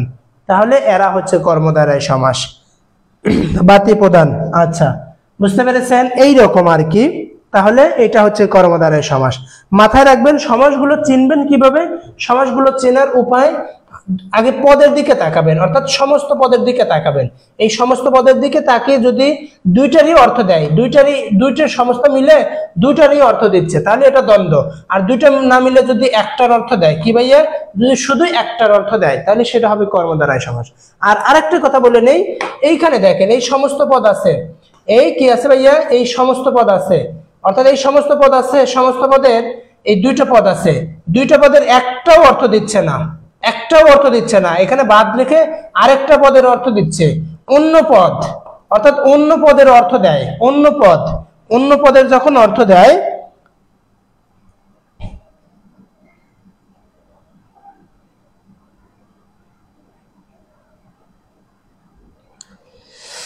সারের শিমুল, কর্মধারায় কিছু করায় অফ দিয়ে দেন, যাবেন মেবি কোথাও। এখানে দেখো যে তাহলে আমরা বললাম সমস্ত পদ, সবগুলো পদ আছে, এই পদগুলো মিলে যদি দুইটা পদ হলো, এই দুইটা পদের যদি আলাদা আলাদা, এটারও অর্থ দিবে না, এটারও অর্থ দিবে না, যদি অন্য পদ, অন্য যে কোনো একটা পদের অর্থ দেয়, অন্য পদ, কি ভাইয়া? অন্য পদের যদি অর্থ দেয় তাহলে সেটা মনে রাখবা বহুব্রীহি সমাস। কি মনে রাখবা ভাইয়া? বহুব্রীহি সমাস। মাথায় যেন থাকে, কি মনে বললাম? যে দুইটা পদ আছে, মনে করো দুইটা পদ আছে, এই দুইটা পদ দুইজনের একজনও অর্থ দিবে না, কার? একজনেরও অর্থ দিবে না, অন্যজনের অর্থ দিবে, সেটা হবে হচ্ছে বহুব্রীহি সমাস। যেমন আমি তোমাকে বললাম, এই দেখো বললাম কানে কলম, কানে কলম, এই যে দেখো আমি ধরো এই যে কানে কলম নিলাম, এই যে দেখো কানে কলম। আচ্ছা এই কান এবং কলম এই দুইটার কি অর্থ পাচ্ছে বলো তো? কানে কলম। কান এবং এই যে কান এবং এই যে কলমের কি অর্থ পাচ্ছে? কান এবং কলম কিন্তু অর্থ পাচ্ছে না, এই কানও পাচ্ছে না, আবার এই যে কলমও পাচ্ছে না। কানও পায় না, কলমও পায় না, পাচ্ছে কি? পাচ্ছে এই যে কাঠ মিস্ত্রি। কাঠ মিস্ত্রি, কাঠ মিস্ত্রি। বিষয়টা কি বুঝতে পেরেছেন? তাহলে অন্য পদ প্রদান পেল না। যেগুলোর অন্য পদ প্রদান হবে সেটা হয় বহুব্রীহি সমাস। যেগুলোর অন্য পদ প্রদান, দেখেন আমি বললাম গায়ে হলুদ, গায়ে হলুদ। এই গায়ে হলুদটা, গা এবং হলুদটা প্রদান পাচ্ছে না, এরা প্রদান হচ্ছে অনুষ্ঠান। কি ভাইয়া? এরা প্রদান হচ্ছে অনুষ্ঠান। আচ্ছা, আমি আপনাদের আরো বললাম, দেখেন এখানে বললাম যে মাথায় পাগড়ি, মাথায় পাগড়ি, মাথায় পাগড়ি। দেখেন মাথা এবং পাগড়ি প্রদান পাচ্ছে না, এটা কি প্রদান পাচ্ছে? ওই যে মৌলবী, মৌলবী পাচ্ছে, অথবা কি পাচ্ছে? বর, বর পাচ্ছে। মাথায় পাগড়ি যার, বর, মৌলবী অথবা বর। আমি বললাম মুখে ভাত। কি ভাইয়া? মুখে ভাত। এই দেখেন মুখ এবং ভাত প্রদান পাচ্ছে না, এটা ওই যে ছোটবেলায় মুখে ভাত দেওয়া হয় যে অনুষ্ঠানে, এই অনুষ্ঠানটা কি প্রদান পাচ্ছে? কি পাচ্ছে ভাইয়া? অনুষ্ঠানটা প্রদান। আবার আমি আপনাদের বললাম খরম্পা। কি ভাইয়া? খরম্পা, খরম্পা, খরম্পা। এই খরম এবং পাটা কিন্তু প্রদান পাচ্ছে না। ওই যে সেই সময় প্রাচীনকালে এই যে এরকম যে একটা জুতো ছিল, এই যে পায়ের মাথার মতন এই এত উঁচা হতো জুতো, এই খরম্পা জুতোকে প্রদান পাচ্ছে। তাহলে যেটা অন্য পদ প্রদান পাবে, অন্য পদ যেটা প্রদান সেটা বহুব্রীহি সমাস। বুঝতে পেরেছেন কিনা আমাকে একটু দ্রুত জানান তো। আমাদের আপনাদের উপস্থিতির সংখ্যা কমে আসছে, আপনারা হয়তোবা ক্লাসটা বলছেন না ভাই এত সময় করা যাচ্ছে না, বলেন আপনাদের কি বিরক্ত লাগছে? হয় তাহলে আমরা আপাতত এখানেই শেষ করে দিতে পারি। আমাকে একটু দ্রুত জানান দেখি। বিরক্ত হলে বা ইয়া হলে আমরা আপাতত এখানেই শেষ করে দিব, কারণ আপনাদের উপস্থিতির সংখ্যা কমে আসছে।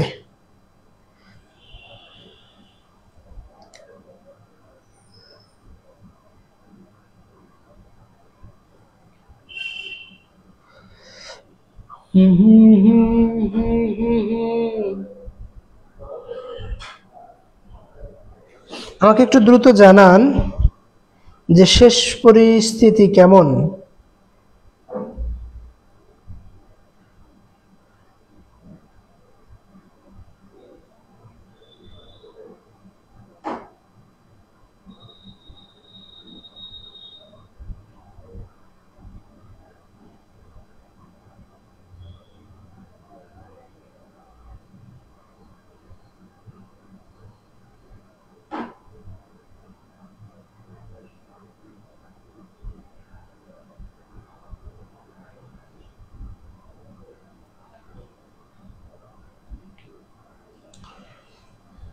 বুঝছি ভাইয়া, চা খাবো চলেন।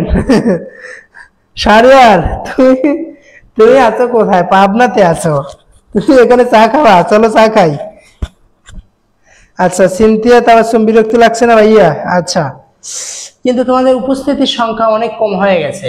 এত কম হলে তোমরাও ধরো যে তোমাদেরও ক্লাস করতে বিরক্ত লাগবে, বলো দেখি।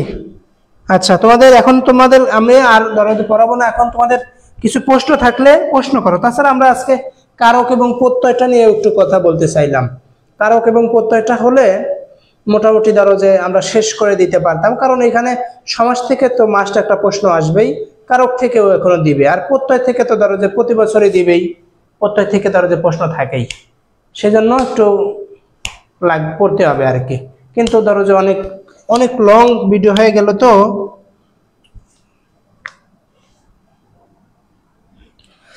ফ্রি ক্লাস দেখে কদর নাই ভাইয়া? হ্যাঁ, এটাই হচ্ছে মানুষের বাস্তবতা। ফ্রি দেখে মানুষ কোনো কিছুই ধরো যে কদর নেই।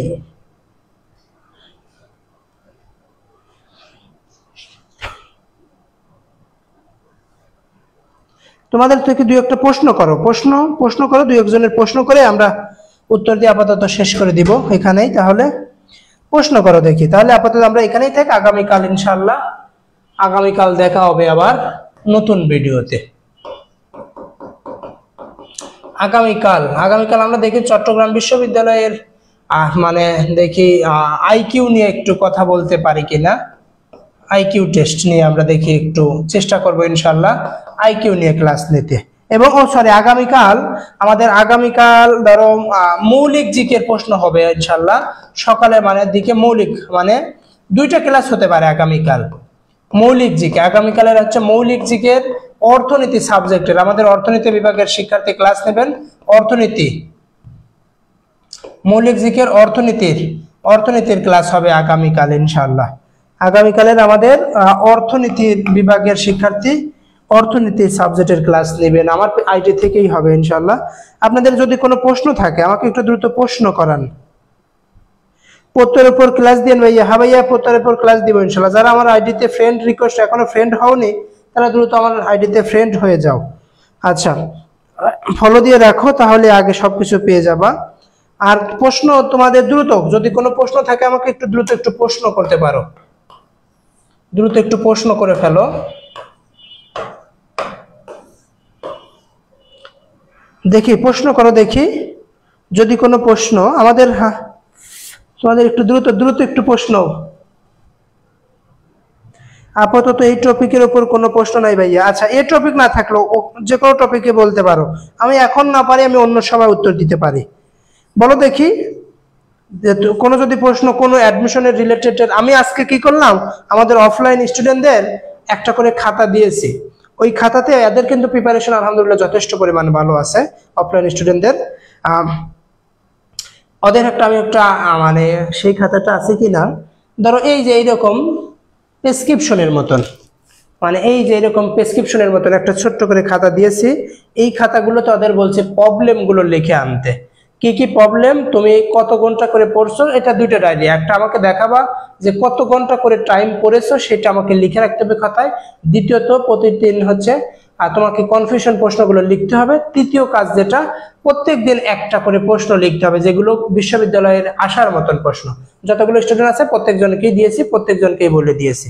আচ্ছা ভাইয়া ইংরেজি প্রথম পত্র ক্লাস নিলে ভালো হতো ভাইয়া। আচ্ছা ঠিক আছে ইনশাআল্লাহ প্রথম পত্র ক্লাস নেওয়ার চেষ্টা করব ইনশাআল্লাহ, দেখি চেষ্টা করব। ঠিক আছে তাহলে আপাতত আমরা এখানেই রাখছি, তোমাদের যেহেতু প্রশ্ন নেই। ঠিক আছে ভালো থাকো সুস্থ থাকো, নাকি আমরা পরবর্তীতে দেখা হবে ইনশাআল্লাহ। সবাইকে গুড নাইট, শুভরাত্রি, ভালো হোক এবং মনের আশা পূরণ হোক। দৃঢ় প্রত্যয় নিয়ে স্বপ্ন জয়ে তোমাকে সফল হতেই হবে।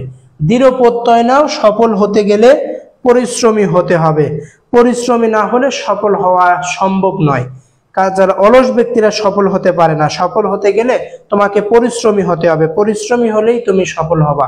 মনে রাখবা পরিশ্রম কাউকে ফাঁকি দেয় না, পরিশ্রম কাউকে ফাঁকি দিয়ে আসেনি, অতএব পরিশ্রম তোমাকেও ফাঁকি দিবে না। স্বপ্ন যেটা ঘুমিয়ে দেখো সেটা স্বপ্ন নয়, যেটা স্বপ্ন তোমাকে যেটা ঘুমাতে দেয় না, বারবার বলে যে আমাকে স্বপ্ন পূরণ করতে হবে, সেইভাবে মনোবাসনা নিয়ে পূরণ করো। এই কথা মাথায় রাখো। এটা বিশ্ববিদ্যালয়ে চান্স পেতেই হবে এমনটা নয়, বিশ্ববিদ্যালয়ে চান্স পেলেই যে আমার জীবন শেষ হয়ে যাবে এমনটা নয়, কিন্তু তোমাকে সেই পরিশ্রম করো যাতে তুমিও চান্স পেতে পারো ইনশাআল্লাহ। একটা কথা মাথায় রাখো সব সময়, যেটা মাথায় রাখবা কমন প্রশ্নগুলো ভুল করা যাবে না। জাতির প্রশ্ন যেটা সবাই যেটা পারে সেই প্রশ্নগুলো ভুল করবা না, মাথায় রাখবা। সবসময় সেট আপ করে রাখবা, যেটা পারবা সেটা দিবা। যে কনফিউশন দাগিয়ে দিয়ে কোনো ধরনের যে চান্স হয় না, ওটা ভাগ্য রিয়ার দিয়ে একটা হতেই পারে, কিন্তু সবাই যে দিবে আল্লাহ লাগেজ করে দিয়ে দিলাম ওইরকম হয় না। সেজন্য কি করবা ভাইয়া, সেজন্য ভালো কিছু করার জন্য প্রত্যয় লেগে থাকো, পরিশ্রম করো। কোনো প্রশ্ন যদি কনফিউশন হয় সেগুলো একটু কি করবা ভাইয়া খাতা একটু লিখে রাখো। তুমি না পারলে তোমার শিক্ষক বড় ভাইয়া যাদের কাছে তাদের কাছে সাহায্য নাও, না পারলে আমাকে ইনবক্সে দিয়ে দিও ভাই আমি এইটা প্রশ্নটা বুঝতেছি না, আমাকে একটু বোঝাই দেন। ঠিক আছে আজকে এ পর্যন্তই, ভালো থাকো সুস্থ থাকো, আল্লাহ হাফেজ।